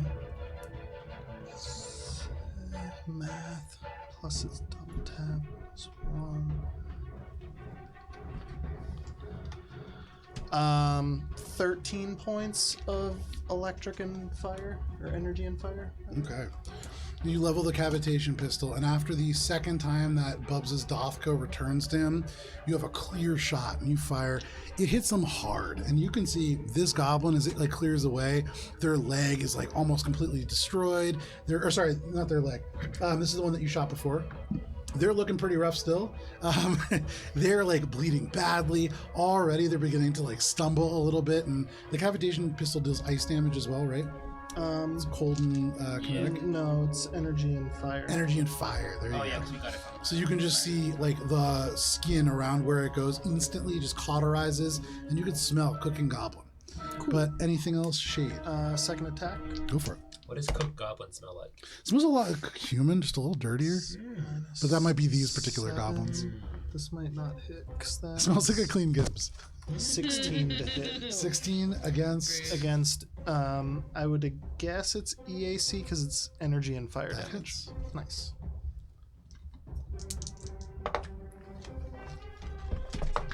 Sorry.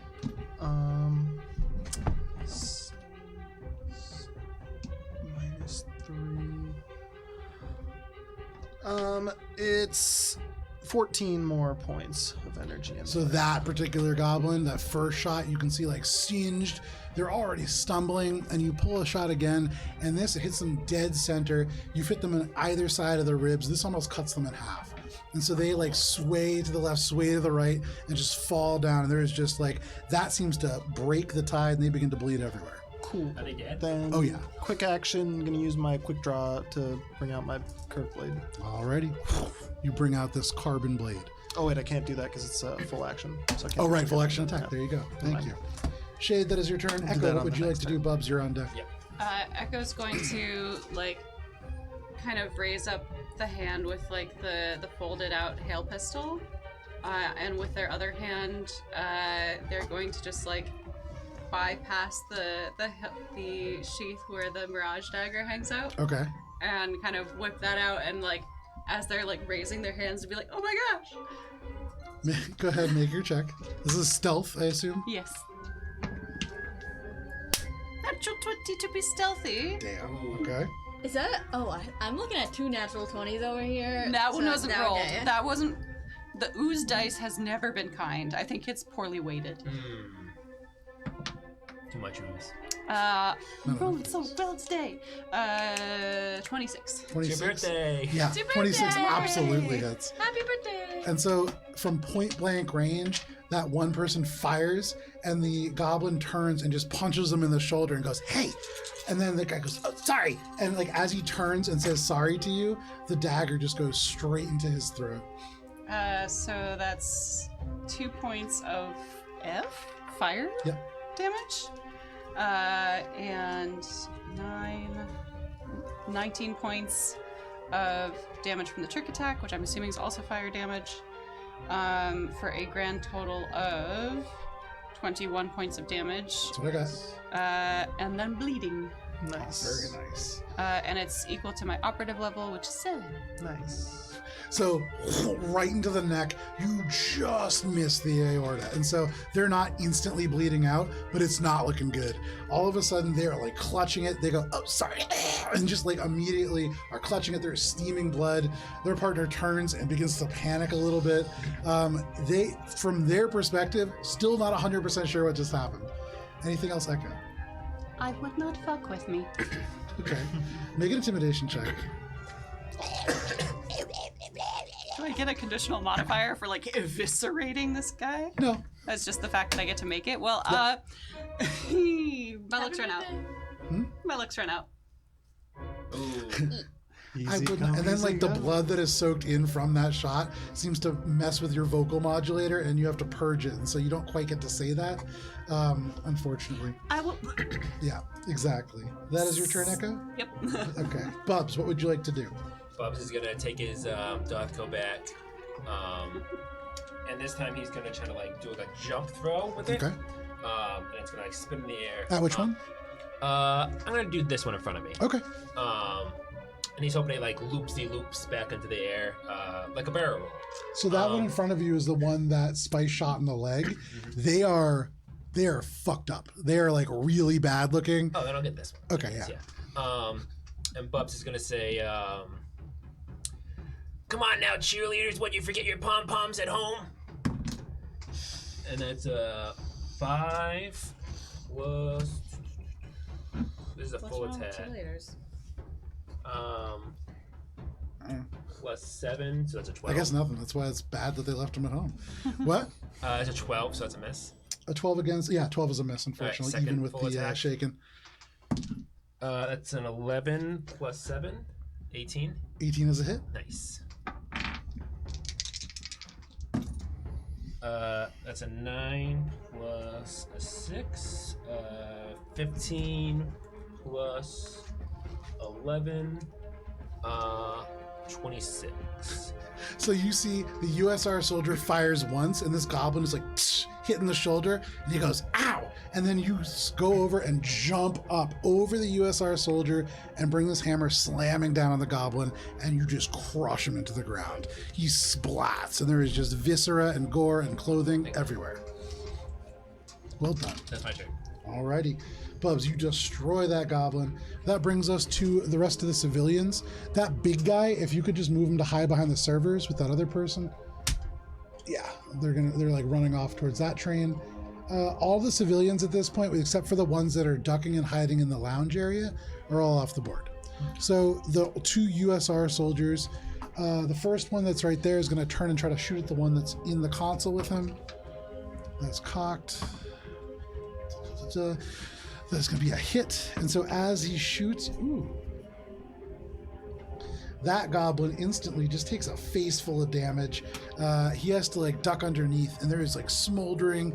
The armor is beginning to peel away. That was a good shot from the USR soldier. Nice. The other one, who is like right next to the other two and his gun like overloaded, he pulls out his pistol and he fires at the goblins, unable to hit. That is all the USR soldiers and the people. Respond to what I said about the dollar. That was the other one that's over there, and he seems a little bit busy at the moment. But he isn't attacking you, and you have a sniper rifle, so that seems like a win. Okay. That is them. That brings us to the goblins. So that goblin is going to take an attack against the last person that hit him, which was the USR soldier. And you watch as they roll a natural 20. Oh, wow. Nice. They pull up this Thunderstrike Sonic Which pistol. one? This one's attacking us. Never mind, not as nice. And they are going to deal a grand total of... This guy's gonna get smoked right behind you. 15 points of damage. He's not quite dead, Not quite but smoked. as it hits him, you hear this shriek as this sonic edge, even though you are not in its range, you hear this overwhelming noise, and you watch as his ears begin to bleed, and he begins to shout. He is clearly deafened. Spice by this. is like right next to him. Yeah, but this is a critical hit effect from okay, this gotcha. weapon. So he is deafened from that attack. That is the first goblin. The 2 who are by that barrier are both going to take attacks. One of them got a natural 20. The other one got a natural 17. Oops, that's right, guys. Good bless. The natural 20 is only going to be 65 points of psychic damage. 9 points, but that guy is deafened as well. The second one is actually going to be more. That's going to be, same amount. 9 points of sonic damage, 18 total. He is barely hanging on. Both of these USR soldiers bleeding from the ears, shouting, unable to really hear anything. They're both looking very, very rough. The equal amounts rough. That is those goblins. There is one goblin left in the lounge area, correct? Yeah. Yep. So that guy is going to take. Shaken. That one's going to take a shot against you, fucking- Shade. They're going to miss badly with a 0 total. And then, because they're shaken, right? Yes. Yes. Yeah. So then the 2 that are near you, Echo. There's one that's shaken and one that's not? One is fine and Bleeding. one is bleeding. Gotcha. Okay. So both of them are going to take attacks against you. They are ranged attacks, and they are at point blank. And so if you want to take an attack of opportunity, you certainly I can. would love to. They still don't know that you're armed, for what it's worth. And the highest roll is going to be a 18. Cool. No. Happy to say it. Very nice. Also happy to say that that is a 22. Yeah, that hits. Absolutely. So you can see the one who is like bleeding out of his neck, like holding this shut, is like trying to shoot at you. He pulls up the gun. His arm doesn't seem to even work the way he wants The it bleeding to. one also takes 7 points of bleeding damage at the end of his turn. Give me 1 second. He's still alive. Sweet. He might not be for long. 2 points of fire damage from the dagger. That's fire damage. He's still up. Damn. I mean, it's a teeny tiny blade. Yeah. Anything just- else? Oh, that All was my reaction. He is. Oh, right. Yeah. So for what it's worth, as he takes that shot, like you hit him again, and he is barely hanging on. Now his neck, he has 2 equal cauterized holes that puncture through like a vampire, and he is barely hanging on. There is probably internal bleeding that's happening. He's coughing up blood, but he is still alive. Is goblin number 13. You should just give up. Make a intimidation check. I'm gonna use ooze dice. Yay. Oh, it was a 15. Okay. Wow, +1? Sheesh. I am not charismatic. Clearly. So no problem. You're charismatic. That is all of the goblins. That brings us to Gibbs. Gibbs, with all the sonic damage, not feeling super enticed to join the battle, but will creep up behind Shade, sharing us, like, being in Shade's space, from where she is, so if you can move her mini there. Sharing the same space? Yeah, generally. Okay. Sort of, like, lingering in the shadows, just trying to kind of hide in his underlings. You just go under the cape and you're like, Yeah. And we'll kind of look up at Shade and be like, you should take one alive and find out how they found us. Free action.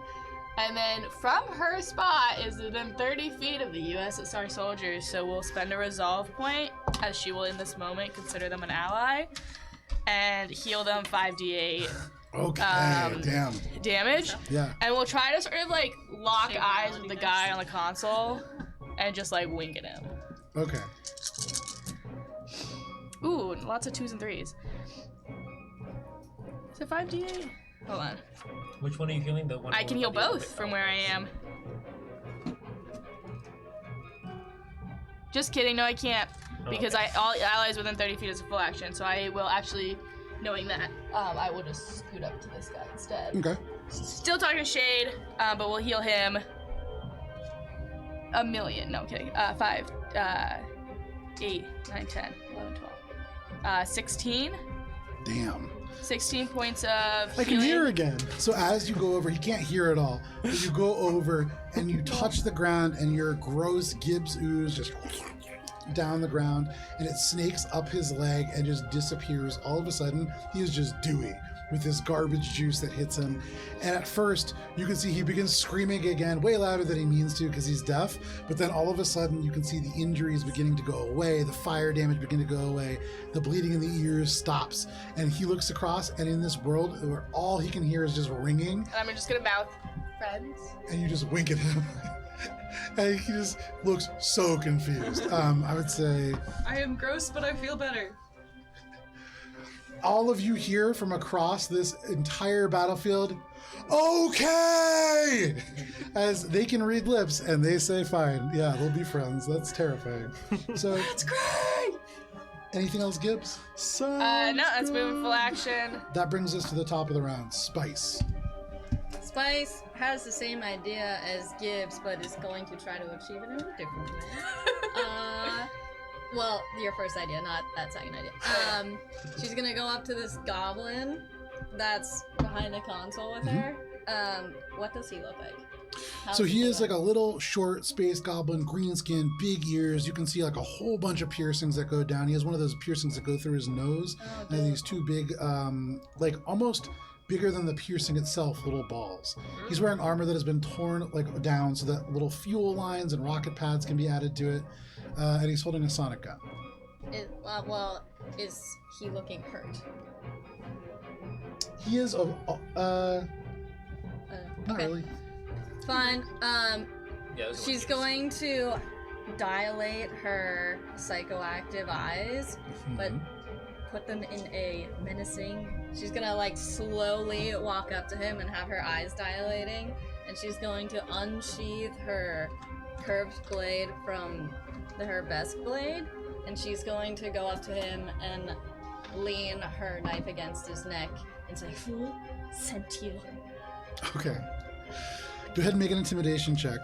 With the psychoactive eyes, what does that add? So that's Charm, actually right? it's charmed, but I would have to activate them, so I'm not gonna quite Okay, use that. no worries, no worries. More flavor. But I'm going to threaten to after. Flavor. What was it? This is Intimidate. intimidation. Flavor. 1d. Wait, no, 19. 19. 19. You can see you have this blade straight up to them, and their eyes, as they like turn in, they immediately seem to recognize you. And he just goes, "We're after you. We're supposed to be getting you. It's for the Carbon Cartel." That's what I thought. And she's going to slice his neck. Damn. Okay. Cold-blooded. So it was can- an answer I was expecting. do you have that? So. It was a movement. Okay. Yeah. Go for it. Movement, free action, ask a question. I'm gonna say that is a swift action. Just because for envoys, there is a little bit of There's banter and yeah, exactly. free action. Oh, banter, true. Which I is forgot like- about that. Yeah. Free So- action talk. That would be a 17. 17 hits just barely, but it hits. Okay, 1d6. Oh, I botched it. Still breathing, huh? Oh wait, no, 1d10. Oh, nice. Sorry, are you able to talk? I don't Ooh. mean for you to do that. I was trying to make it cool and 10 quick. points of damage. Oh, wow. Oh, it did work probably. So you're just like, oh, cool. And you slash. And as you do, he backs up. And so you just cut straight across his chest. You cut across the collarbones. You hear like nails on chalkboard, the blade strike the bone and scrape across both times. And there is just blood down the armor. He just looks freaked out. And he just goes, I told you what you wanted to know. And he's just like stumbling backwards. But yeah, anything else, Spice? Nope, that's everything. All right, Shade. He's not dead, right? No. Shade, what would you like to do? I'm gonna move action jump jets to the people over here. Exocortex, I'm going to distracting hack this guy. Yeah. So it's 23. 23, that succeeds. Cool. So he's flat-footed, and then I'm going to quick action draw my curved blade and stab him. Okay, make your attack roll.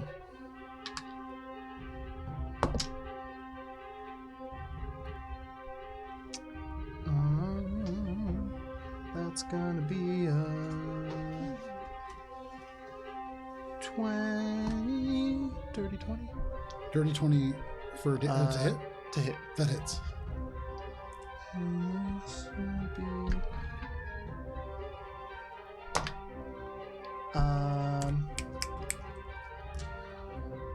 18 points of slashing damage. Very nice. So almost like relatively unhurt is this guy.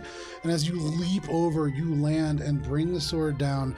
You could see all of a sudden, as you're like about to hit them, you hear from behind them something in their pocket go, wah, wah, you lose. And then they turn to go down and look, and you just bring it down straight across the back of their neck. It hits them hard, and they're in bad shape, but they're still up. Cool. That's it. Okay. That is your turn, Shade. Echo, what would you like to do? Bubs, you're on deck. Echo's certainly not about to get attacks of opportunity and knows the tactical disadvantage of firing a ranged weapon. So they're just going to kind of like pivot and with the hand that's still holding the Mirage Dagger and just slice towards the guy who's to their right. Okay. This is the one that you did not almost decapitate? Correct. Okay. Figured the other one's going to bleed out eventually. Sure. Yeah, they're probably, yeah, they're not looking great. Is that stealthy enough for a trick attack? What was the roll? I haven't rolled. I was asking if that's okay. I mean, yeah, you can try. It really is less about like, so this stealth check is less about like 20? it being hidden and more about the attack being like, you hiding the attack itself. 20. And remind me, that is 20 plus the CR. Oh, no, unfortunately, not quite enough. And that's a 13 to attack. A 13 is going to be a miss, unfortunately. Fantastic. And so Back you to normal. turn and you swing, and as far as they can tell, you're not armed because you have not hit them in their is mind happening? once. So that is your turn, Echo. That brings us to Bubs. This one has the talisman, correct? Yes. Yes. Bob is gonna kill that one. Okay. I will kill you now. From where you are, you're just throwing. Yeah. Okay. I'm gonna do a full attack. You take the hammer, you fling it overhead. Is this the one with the return? Yeah. Yeah. Dope. I love that. 9 plus 7, 16. 16 hits. Nice. Pizza beats it. Pizza pizza. So delicious, pizza pizza. That's 22 plus 11, 33. 33. Yeah. Yeah, you are. So you see him, you see the little talisman, Leave one of you the can see things there's a there, little though. bit of damage to him, but you take the hammer and you fling it. And you can see as this one individual had turned and seemed to recognize Spice, they turn and look across the room, and the last thing that they probably see is Spice. You can see the eyes light up for just a second before he is erased from the planet. Gone And is this then individual. my second attack, could I be able to hit one of these? Which ones? One of these guys? It would be it's a tough shot. You could try. All right. You're like 45 feet away. It's a 14 plus 7. That's a 22. A 22, barely. And Shade, for you, this comes right between you It's and a this 21. USR soldier. Huh? It's a 21. It's a Oh, is 21. it 21? If it is- 17 plus 4 is 21. If it is a 21, that is going to be a miss, unfortunately. Sorry. Yeah. I'm basically giving him the benefit of full cover because that is a little out of range. But anything else, Bubs? That's it. All right. The hammer, back Not into your bad at hands. That brings us to the USR soldiers. The one that you healed, Gibbs, turns and just goes, all right, and then just starts firing at the other goblin. They will full attack because now they have nothing else that they could really do, pinned in. Full attack is -4 or -6? -4. -4, okay. And so they're going to miss both shots, firing point blank range at this goblin who seems too preoccupied to take attacks of opportunity. The other one is going to take an attack Actively stabbing him. next to you, Shade, the one that is not looking great. That is a net. Well, hang on, that might be a natural 20. That is a natural 20. And so What? this goblin doesn't take a ton of damage. But this is the no, this is not the one that was bleeding out. This is the one that is over by the guard. He shoots and Shade right in front of you. You watch as this goblin has 2 holes that just open up through their back. They stagger forwards. They're still alive, but barely. That is the guards. That brings us to the goblins. The goblin that is nearest you, Spice, Yep. is going to pick up on trembling hands their communicator, and they are just going to take as an action a picture of you. And a few of you hear beeps coming from the various goblins. That is their action. And then I think because they're bleeding out of their neck and they don't really know any better, as they're going to try to take their movement and scutter behind the servers to get away from this. Take an AOA. If you have a melee attack that you want to take, yes. You can't really do an AOA with a sniper rifle. Got a bat. got- I got my- blade Oh, out. right, you do, right at the end. Yeah, absolutely you do. Go ahead and make that attack. Fuck him up. You got a what?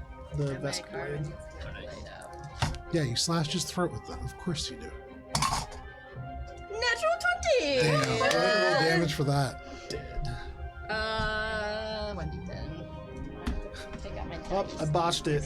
Hold on, let me get it. Critical bleed, yes. Alright, 11 points of damage. Okay. And then 1d6 bleed. Oh, that one's gone. 3 points of bleed.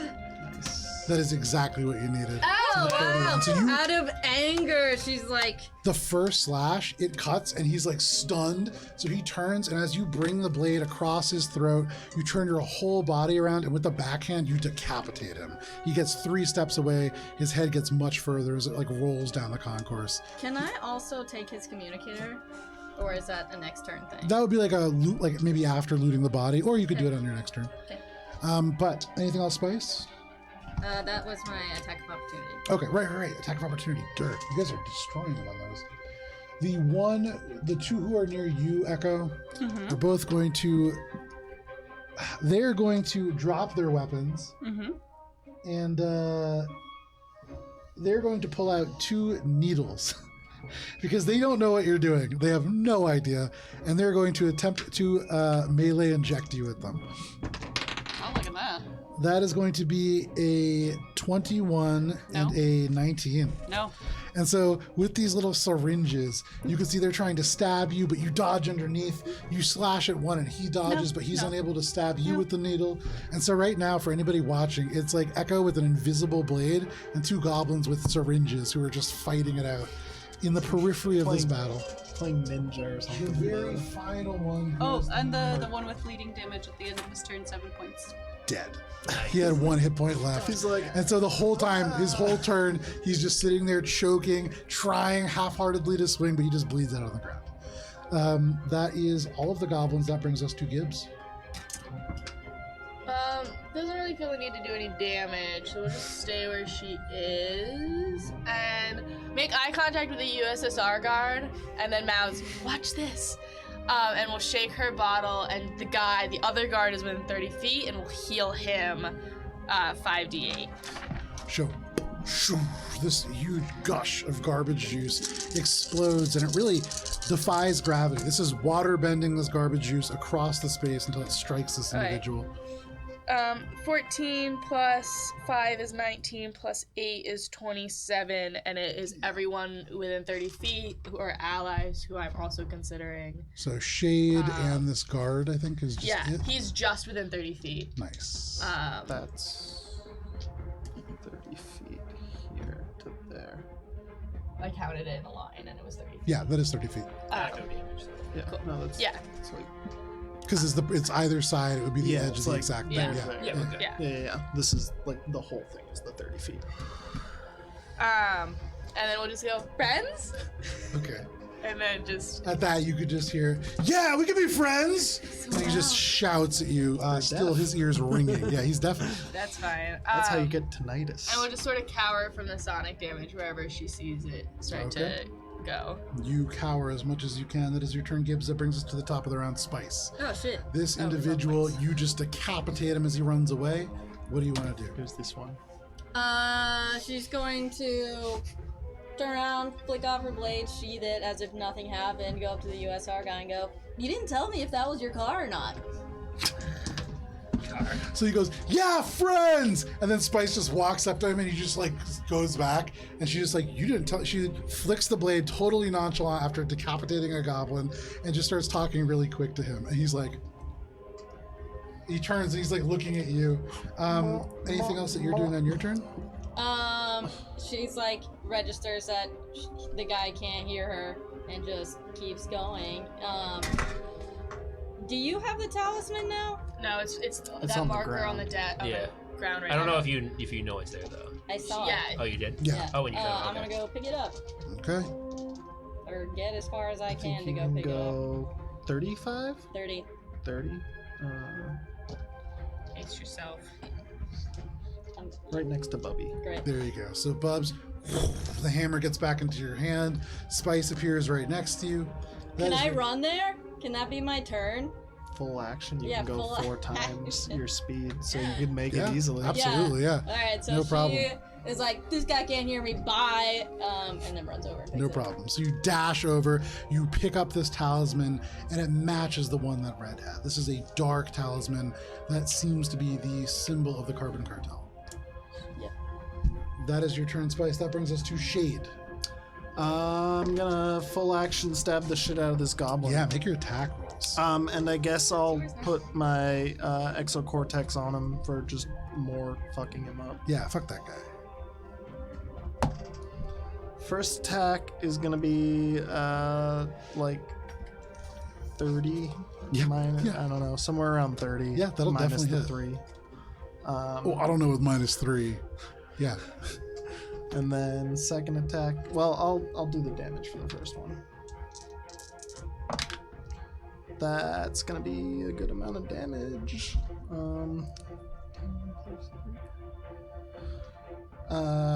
14 points. Or no, sorry.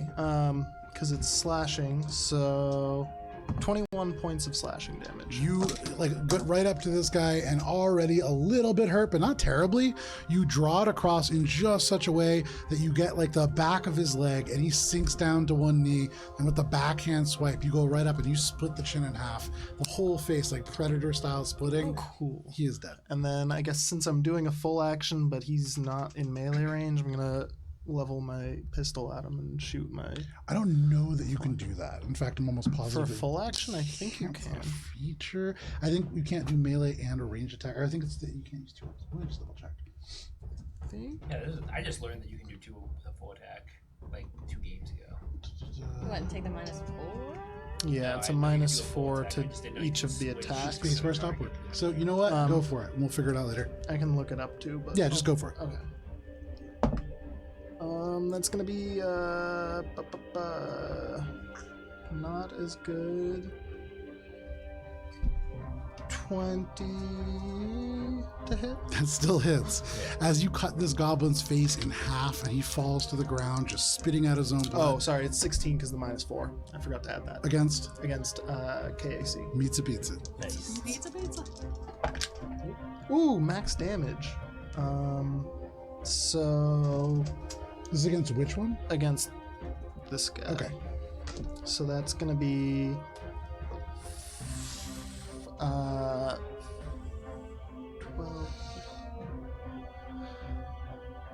16 points of energy and fire damage. With 16 points of energy and fire damage, you slash that guy's head straight in half, and then with your leg, you kick this other goblin, and as he flies backwards, you level the gun, and with just enough distance between you, you can shoot him straight through the chin and just straight out through the top of the back of the head. Cool, I do It that. explodes across the ground. He is dead. Nice. There's still a bunch in the elevator. That's it for me. All right. Or are there a bunch of No, there's not. They actually had moved out originally. Oh, okay. So They were sorry. They look different because they're placeholders. Originally, that was I put them in when that was up at the top of the elevator. Oh, in case we encountered them like in the Yeah, elevator. yeah, and I forgot that they were in there. That's my fault. Oh, so they're not actually They're not in there? there. Correct, I'm not correct. gonna because I'm gonna knock the whole thing apart. They moved up. Oh, me, sorry. So Echo's going to like kind of Yeah. arms still why in I the stopped. air, take a step back, because I'm going to attack this guy. And with my uncanny mobility, if I choose the target of my attack before I move, my movement doesn't provoke attacks of opportunity you from go. the target. Take a step back and just kind of be like, "Don't hurt me." Using that as a bluff. Okay. To attempt trick attack. Bluff is not quite as good. 19 is probably not going to do it. That is not, unfortunately. It's 20 plus CR. Yeah, unfortunate. How about an 18 to hit though? An 18 does hit. Nice. So that's going to be 9 points of cold and piercing damage. Very nice. So you fire at this little goblin. He backs up. He looks down at the corpse of his friend that is just like annihilated in front of him. And though he's not terribly hurt, his spirit is looking kind of broken. Anything else, Echo? That's it. Okay, that is your turn, Echo. That brings us to Bubs. Bub is gonna move. It's up here. Okay. And he's gonna throw his Dothko, and as he throws it, he just yells, "Heads up!" So It swings over. attacks now. Thrown weapons.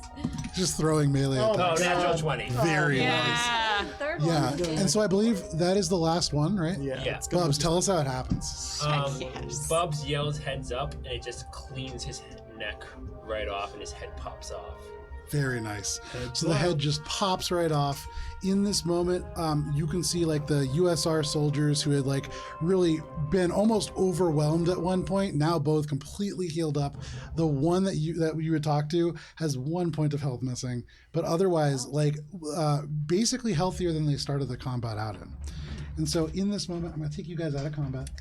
In the din of combat, like before it sort of subsides as Gibbs sort of realizes what's going on, can she cast quickly build trust Go for against it. Yeah. the USSR guy? Yeah. So I need a will saving throw Okay. against its lines. 13. Fail. There you go. So I get a sense of the best way to interact with the target to encourage a positive regard. I gain a +2 circumstance bonus to charisma checks, charisma space skill checks, sense motive checks when attempting to interact with this target.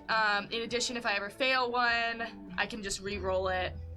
You turn and you look at him, and as you do, even without having to do anything, he puts his hands on your shoulders and he goes, "Hey, can you do anything about my hearing?" Yeah, and I pull out the Digger's Cure Yeah, syringe that there I have. you go. 'cause Okay, that okay. was caused me to be deaf, Yeah. and I have an extra one because Shay didn't let me Yes, heal you do. him. Yes, you do. So I just stab it into him. Okay.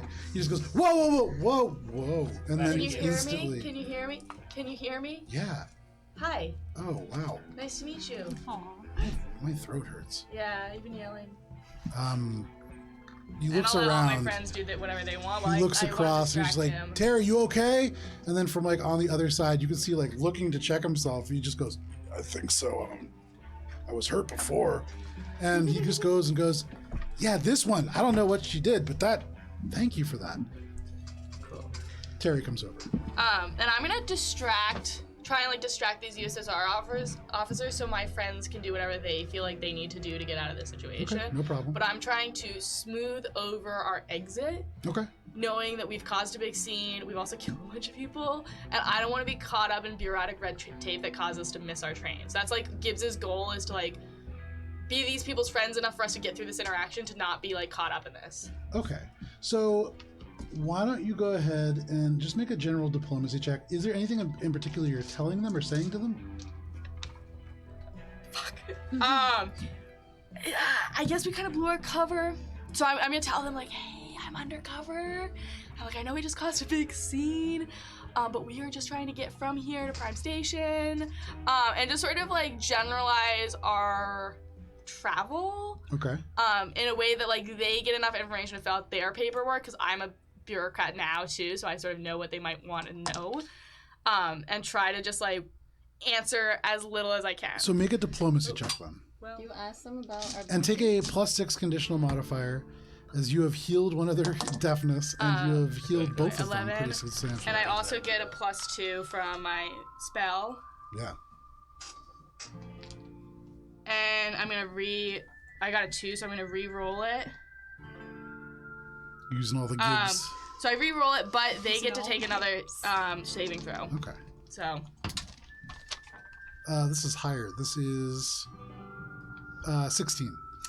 first level spell DC is 17. Oh, there you He's go. gonna be your best. He should come to the birthday party. At this point, he's your best friend. He should come to the party. I got even worse. I rolled a nat 1, Oh, never mind. and because I re-roll the check, Yeah, you can't I have to re-roll it, take yeah. it. Yeah, I don't get to choose. But it's fucking a million. But So at this, you can see this USR soldier goes, oh, you're like a bounty hunter. yeah, Oh, okay. Well, we had this, and he pulls out this credit stick, and he goes, but if you're after bounties, I'm not actually able to give it to you. that's 'cause- fine. Sorry. No, we're good. He tucks it away. I'm glad you're better. Sorry about the goblins and all of their mess. Who do you work for? Mosaic. Okay. You want to talk to my boss? You would love to talk to my boss. He's the coolest guy ever. I'm just a sergeant. That's not really for me to do, but I'll pass word up to USR Command. They'll want to know, and we'll see if we can sort something out for you. You really helped us out. Oh, nice. We'll just put in a good word, but we do need to catch a train here. So thank you. Could I get your contact information just in case we need to ask any questions? Sure, gladly. There's just, and he kind of gestures a lot of murder. Yeah, it's sort of our He's gonna MO. love I think, this. I mean, you work for Mosaic, and so their legal department will help you out, I'm sure. You probably don't have to worry about it, but I mean, we me might have some personally, no. questions. Yeah, we're good. Cool. And Tops is communicator to yours. sure, I'll add this guy to my communicator. What's his name? Yeah. This is USR Sergeant Yuri Weemore. URUYWEEMORE. We more? I don't know what you're doing. So your security is real tight here. What's going on with all the thefts and stuff lately? You can see they both look at each other like it's a look. Make a sense motive check. Gladly. My spell no longer applies because oh wait, he failed his check. My spell still Yeah. applies. 16 plus 15 plus 2 minus 1. 31. Great. So with that, you look, and they look at each other nervous, and there is an unspoken communication of no, don't tell them. And you can see Yuri just goes, "Are you sure?" And then you can see this other guy just goes and just like shakes You their can head. trust me. We helped you. He turns and he just goes, it's really not about trust. It's just we're not supposed to say anything, and it's about security, and clearly it's important. So Just, it's great that you're here. You said you have a train to catch. Just be safe. Which train are you on? Tony Baloney. With that sense motive check, they look even more anxious. And you get the sense that whatever it was that they didn't want to tell you, probably aboard the Tony Express. And he just goes, just please be careful. There's been a lot of danger in the system lately. Sure. We'll watch ourselves. Thanks. Nice to meet you, Sergeant. You too. And he looks at his communicator, Gibbs. Heads off in his own direction. They begin to pick up goblin bodies. Yeah, well, I was distracting them while this is happening. You guys do get a good 5 minutes of Gibbs just completely taking security's attention. So as this is happening, Shade, what are you doing? Shade's just standing over the body right now. Okay. You Just do that. standing there. No problem. Yeah. Bubs, what are you doing? Bubs is probably gonna take Spice by the hand and go, "Babe, we can't be here. We gotta go." Are there still citizens? Who are these? No, people? so the citizens have left. No, actually, sorry. There were people that were hiding in the lounge, and so you watch as Terry, the other USR soldier, goes over. He takes out a data pad, and he begins to take down statements. They seem distracted off in that corner, but you could talk to them if you want. They seem to be various travelers. You see somebody who is wearing... give me 1 second here. You see somebody who is wearing a t-shirt, a crimson t-shirt, that says Arthropod Rights Movement. You had seen a few people wearing this, and so probably part of a bigger group. You see there are 2 beautiful Lashunta. Both of them very well dressed. And you also see what looks like a priest of some kind. A priest? Yeah. Can I do a religion check? Yeah, sure. Make Culture. a cultures check. Okay. Oh, nice. He got his holy text from the grain store too. Yeah, wait a second. Here we go. This is gonna be something crazy. He also bought it everything that glows. Culture. 20. What's 19 plus 12? 31. 31. Very nice. Thank you. That was too hard for my brain. +1? No, this is 19 total. So, oh gosh, I wish I had a keyboard that worked. The bottom row of my keyboard has gone away. So this individual, you can see they're wearing garb that is indicative of a place that is known as the Golden Vault. This is an organization that exists to worship a god that is called Abadar. And the organization of worship is known as Abadar Corp. That's the church. And so this seems to be a priest of some kind for that order. And the Lashunta woman, can I do a cultures check on them to see if they're Casterellian? With that last check, you don't even need to do a check on them. Okay. These are Castervillian individuals for sure. Give me just 1 second. Let me pull up them.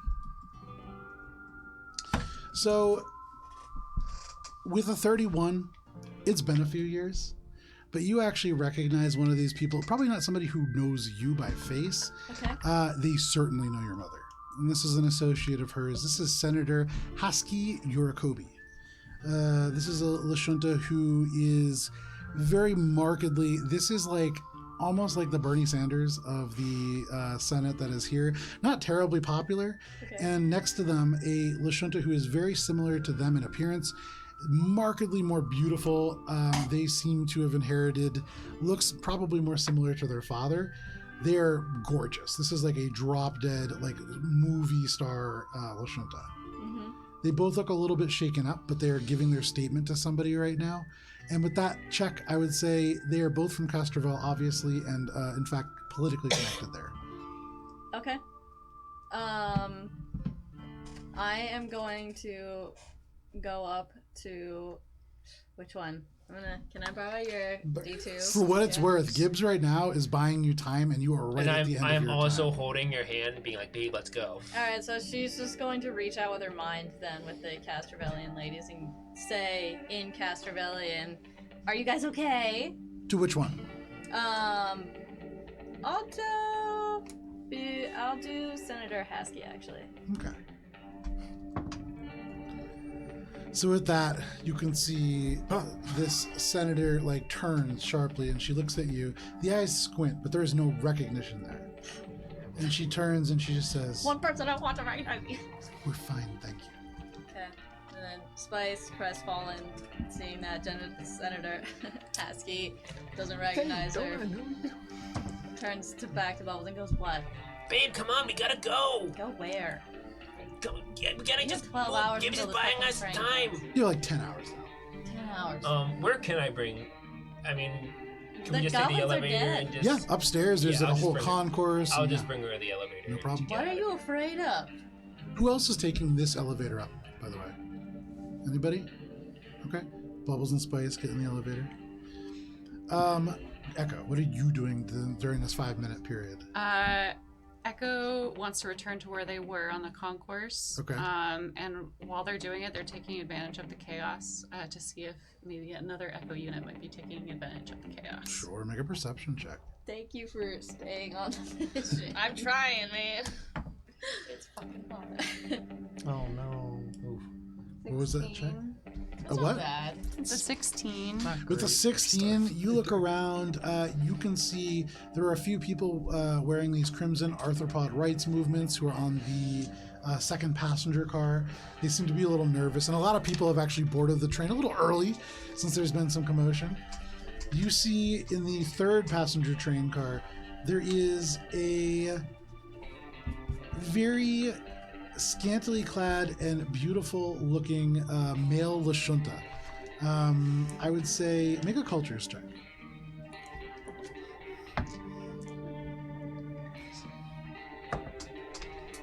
It's a 14. 14, no idea who this individual is, but they look pretty fancy. They're shirtless. They're sitting in the train. They like rock hard chiseled abs. This is like a Abercrombie and Fitch model, circa 1990s. That like weird dude that you would see like just standing outside the Yeah, store. that just like pretends to fold. Yeah, shirts. exactly. I think I heard no, them on he my was a favorite star. podcast. Could be, yeah, but they seem there. You see the entire bachelor party of Voyokos completely oblivious in passenger car 4. There is music playing, there are lights going on. You can see there's alcohol in that car. No idea that there's anything happening outside of it. And that is really what you see. You see Tony, who is like now in the cart, but he still has the birthday sign. He's on the engine and he's looking out every now and then ducking back in. But he's still on it. Still waiting for his birthday royalty. Yeah. It's like commitment to wait for like 12 hours. There you go. Must be a good tip. So, I mean, he also doesn't, there's like not a ton of places to go. So if he's already eaten, it's like, Yeah, you know, what it's else like- is he going to do? Wait by the ship. So- anyway. Just hang out for 12 hours. Gibbs, you conclude your distraction. You turn over. You see like Bubs and Spice getting into the train car. You do not see Echo. And Shade, where are you? Yeah, I'm you're just standing there. You see, Shade is the only one that's really here, just kind of standing. Just getting drunk. What's up? I'm just standing and staring at this goblin body. I walk up to kind of stare at it with him. What's going on? Don't respond. Okay. I start to touch the body and I will cast Grave Words on it. Okay. Love that. Give me a second to pull out some D100. And what was the percentage? 10. Okay. If it's of some use. So you touch the body of this goblin, and for what it's worth, split straight up the face. This is the one that was like great. cleaved up. So as it opens, this body like leans up and just goes, and like the tongue is like waggling, and then it just dies again. Hard to tell what it was that it said. I kind of like cock my head up at Shade. Not just staring. I just will hold his hand until he's done processing, I guess. No reaction. Okay. So you Wait, hold. does it seem like So I've seen Shade have a computer malfunction before, both the virus as well as like some of the stuttering. Mhm. Can I try to like discern if this is? Make a sense motive check. Yeah. I don't think it's an emotional thing. We've killed people worse before. It's like a -2 conditional modifier. Cool. For him being Shade's in. dad was a goblin. Father was Sense motive is really Shade's a how do you one-shot know? character. How do Shade you is just know? like, man, my one-shot character. This could be him. 23 with the -1, and then -2 is so 21 sense motive. Shade's not there. It's like you can do this. There's Right. nothing going on. Okay, I think really Outwardly. quickly about what I know about like kind of grounding people and getting like panic attacks to stop, because that's where like when people have PTSD and like go through trauma, like that's where Gibbs's things are. So she thinks about all of the senses, and she's like looks at Shade and is like trying to think about what senses she thinks that Shade has that are the most strong. And thinks about like, okay, he's really good at fighting, like that intrinsic instinct, and will use the sense of smell with her like prestidigitation, whatever it's called, the token spell, and can make a scent of the thermal paste that goes on computers and gives things about your engineering bay and what that like smells like, Okay. and starts to try and like recreate that scent in her head of like our ship and home, and kind of is like, Shade, we gotta go, Shade, No reaction. fuck. Can I send a message on the communicator being like, guys, we're on the ship, where's everyone else?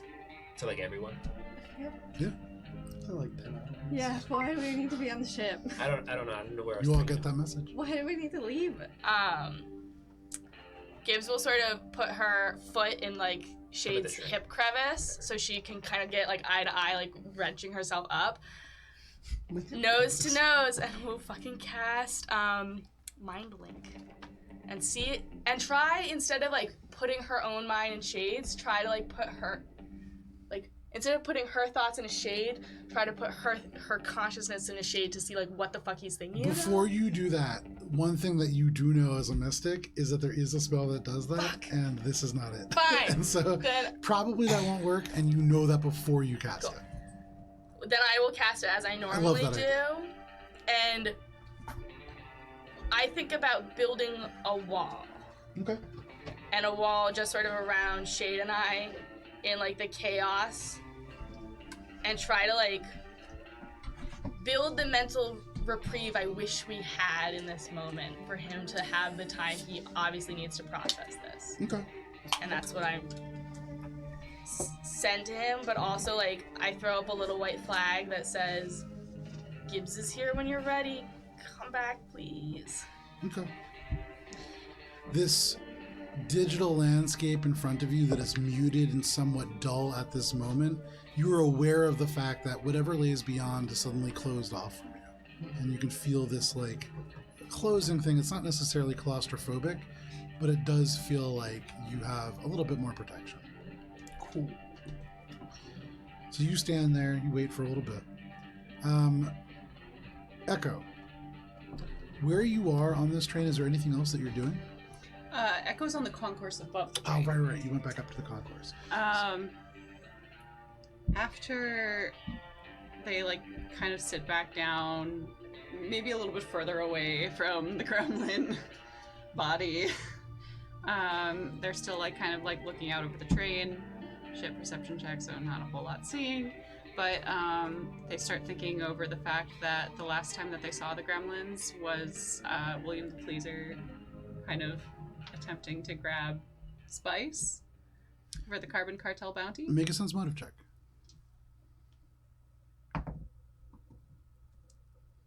15 plus 11 for a 26. With a 26, you think about all these different things. You know, how could these people have tracked you? And then you remember William the Pleaser had said, "Hey, where are you going, Echo?" and you said that you were headed to the Alcaraz Crossroads. William the Pleaser certainly knew where you would be. He knew when you would be there. He had all these pieces to put together. And so, absolutely, he could have tipped them off. Echo sends out a little text message to William. And it says, "Thank you for the greeting party. It was fun." You're getting a call on your communicator. He can stew. Okay, Echo's not feeling particularly charitable right about now. no problem. Make a sense motive check.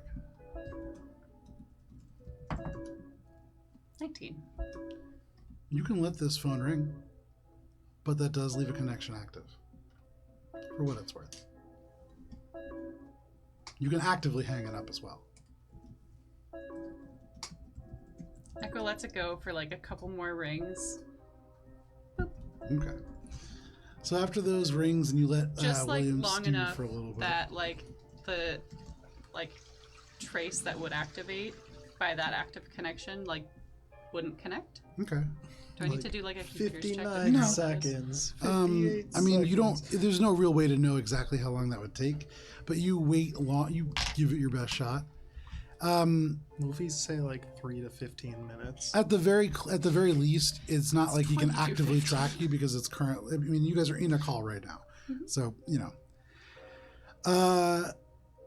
As it picks up, you can see the face crystal clear, sharp, swims into focus, and he just says, "Well, you know, Echo, I really tried to give you a heads up about this, but you just didn't want to do any business. Sorry about that. Nothing personal." I just wanted to thank you. It was engaging. It's also one more piece off the board, so thank you. You're welcome. And with that, Echo hangs up on him Okay. and kind of just like thinks to themselves until we meet again, because with that one more piece off the board, William's got a talisman. Certainly seems like it, huh? So you put all that together, you hang up the phone, feeling whatever you feel about that. But no problem. Anything else that people want to do?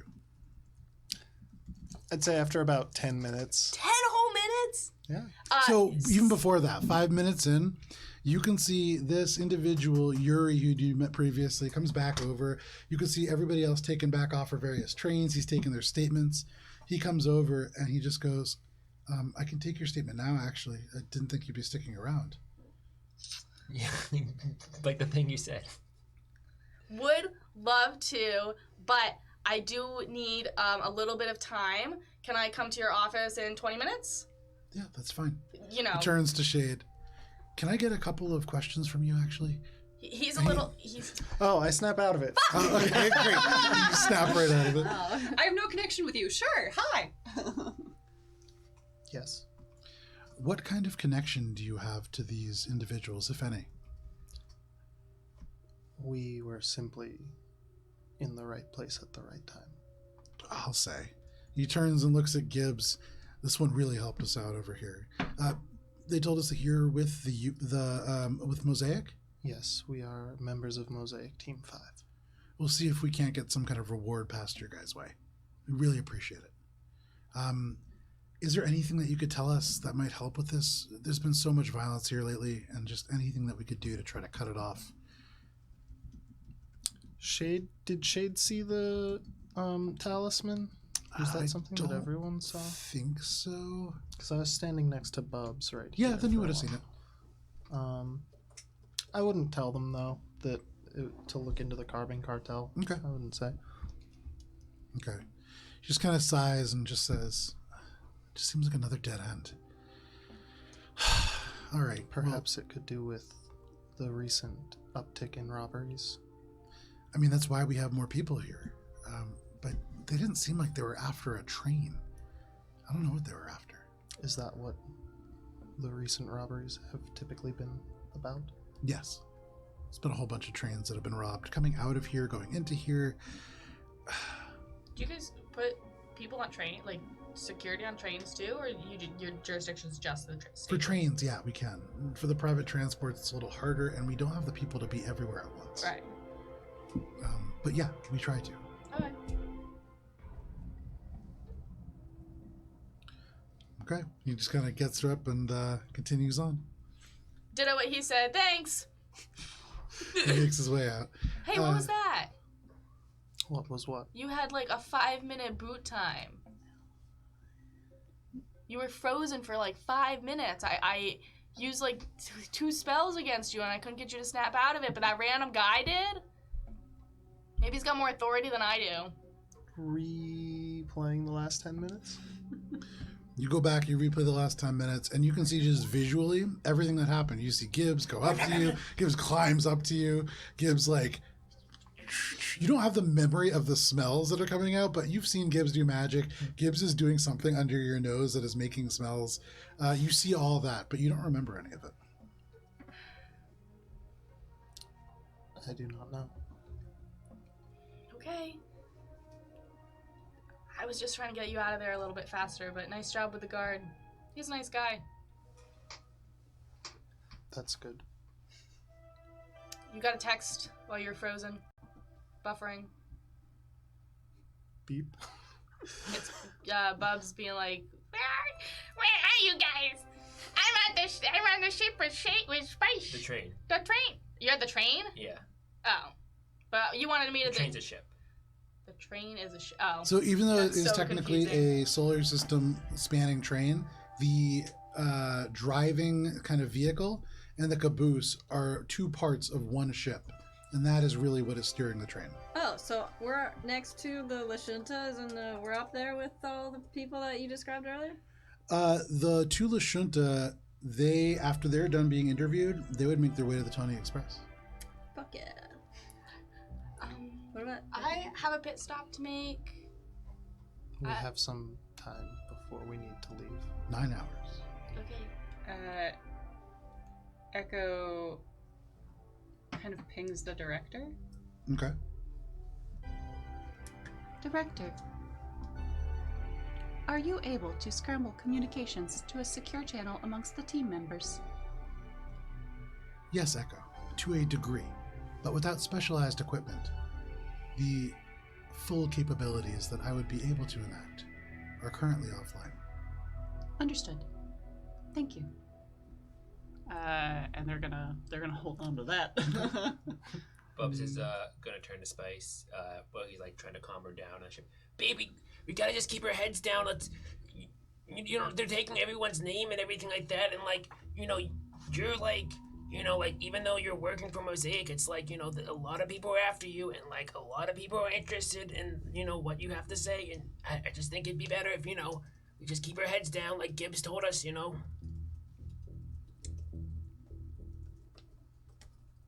You seem more worried than I am about this. Babe, we just got attacked. Yeah, and she holds up the talisman. Who's on the concourse right now?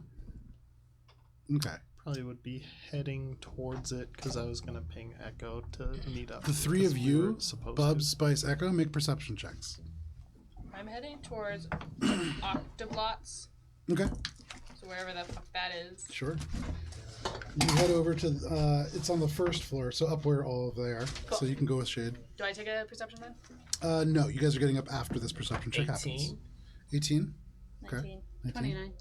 With a 29, Echo, as everybody's talking and you're just kind of sitting in the back and watching what's happening, you note that there's somebody very much paying attention to Bubs and Spice. Now, this is a guy in his early 20s, maybe even late teens. They look pretty young. They have dark skin, short hair. They're wearing a leather jacket and a white t-shirt that reads, "At News from the Crossroads." And they're paying a lot of attention to Bubs and Spice. With that, Echo's going to direct message Bubs and Spice. Okay. You are being observed. Do not make noticeable movements, but get to a private area. You get this message right as there is like a ting and the elevator comes up and Shade and Gibbs make their way onto the concourse. And then is Echo able to like take a picture of him? Yeah, sure. they attach the picture to the message. Send the picture. Make a stealth check. The old. Another 29. Very nice. Echo kicks their leg up and just takes it underneath. No, it's a very subtle. Yeah. So many double chins. You just walk over and you just I go. gotta make this. Shh, and you just take a picture of him point blank range. But no, you take a subtle picture and you send it over. There you Everybody go. sees this individual. You see this person wearing the T-shirt that says "At News from the Crossroads." It was a direct to these two, but yeah, I said Spice it. doesn't read it. So you send it to the two people who will not check it. Bubs would check it. Okay, you check it and you see I'll this check picture. it. And Bubs, if you try, you look around and you can see this individual. Are you gonna look for them? Can Bubs just keep his focus? Where is he? Is he in my peripheral? I mean, if you're not looking for him, you don't know. Yeah, I'll look for him. Stay cool. Don't look. With Echo's picture, you kind of look over and you can see I'll behind do Spice. a yawn, kind of. Yeah. In that case, go ahead and make a deception check. Bluff. Bluff, sorry, yeah. Ooh, that's a Hey, 16. There's no deception. Bluff. Bluff. Okay, bluff is +5. That's Nice. 21. So you yawn and stretch, and as you turn your head to shield this yawn and be polite, you look and you see this individual maybe 20 feet away, and they don't seem to look at you, but you get the sense as you turn and you look, they kind of pop up on their toes. They're trying to get your attention, but they don't seem to notice that you saw them, and so they seem a little disappointed, but they still kind of just sit there looking. Does Echo see all that? Yeah. Echo sends another message that says, "Do not engage." Why? I mean, I'm not gonna I read get it. it. Bubs won't engage. And he knows that Echo said to leave as well. Mhm. Bubs is gonna turn to Spice and say, "Babe, I feel like I don't know, this isn't working for me, this character thing we're doing. It's I don't know, can't we just go back to doing, a normal date? 6 days in the armory. Why don't I take you to somewhere nice right now?" Like the armory. And I grab her hand and try to convey the message. Okay. I think Spice would go along with it. A really expensive place. The dollar signs and Spice's eyes flick over. She goes, "Yes, that sounds great." Bubs suddenly to just imagine knows the the second language and just is Yeah. okay, I know what to Little do. money sign, No problem. So yeah, LEDs. which direction are you going to the ship? Yeah, I'll go up to the elevator. Yeah. Okay, no problem. So you head off in the direction away from this person, and Echo, you see they're just "Ugh," and they just seem a little disappointed, but they start looking around again. Then seeing that, Echo kind of pings the group their location and says, "I will be here for the next hour." Ping en route. BRB.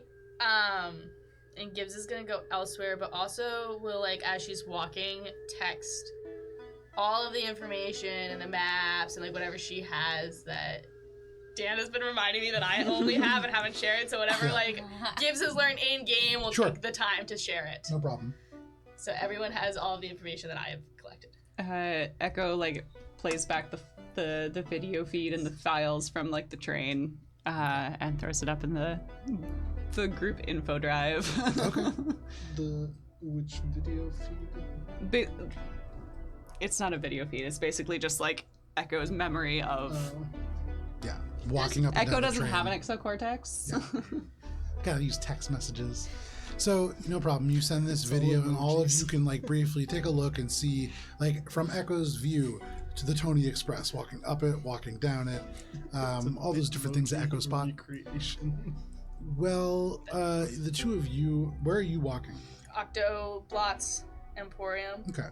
So you head across the way to like that's right when you enter. You saw that place, Yeah. and so you make your way over, and off to your right, that individual who is looking at Bubs and Spice sees you, and at that they go, "Oh, bottles!" and they begin to make their way towards you. What do you do? Does Echo see that as well? Yeah. Yeah, because I'm Echo- walking towards Echo. Echo then just pings the group wide. wide. It's like, do not engage. Everybody gets. Are we Do not still engage. walking Gibbs? together? Yeah, presumably. Sees the. Or you're right in the same place. Gibbs was about to turn off and Gibbs go is turning somewhere. off. Okay. I would probably turn if I heard someone shout bottles. Yeah. Okay, yeah. And I will like make eye contact with a person and then look, Is to this see like someone the that like we most recognize? kind of discreet corner or whatever. Yeah. And like be like the cool person in the lunchroom, be like, come join me at my lunch Echo, table. from your perspective, you're like on the other side of this. You see, they just go, yes, and they just start like running over to go. And I'm like, I send the shrug emoji, like, the fuck am I supposed to do? Can I try to like And I cut want this to, dude off? I want to see what they want. Get Okay. him to... So as he runs towards Gibbs, and Gibbs makes their way over to a discreet corner, and you go, oh my god, literally what I told you not to do, because it is 9:30. This is where we're going to end for the evening. But I will say, they did call you bottles. They seem to be more Yeah. aware of you from the Tony's junk just falls will staring out always the be window. junk. I thought you went with the news. But- I think Tony's gonna be so your mad. theory is right. All of you managed to defeat one of the Carbon Cartel's totem holders. You were able to make your way finally to the Alcarage Crossroads, and though you did not board the Tony Express, at the very least, you have not destroyed it. Woo! And so you would all imagine the next time that you rest, you will level up. Wow. Nice. It's not gonna be for a while though. Yeah. But thank you for hanging out with us for this session of Mosaic Team 5. If you can't wait until next week, you can just join us tomorrow night at 7 p.m. Eastern Standard Time when we play Dungeons & Dragons Courts of Everest, our original 5th edition D&D campaign, the second of 10 campaigns planned to go for like the next 44 years. Yay! Till we die. D&D in the retirement home. But please stay safe. We'll see you next week. Bye-bye. Bye.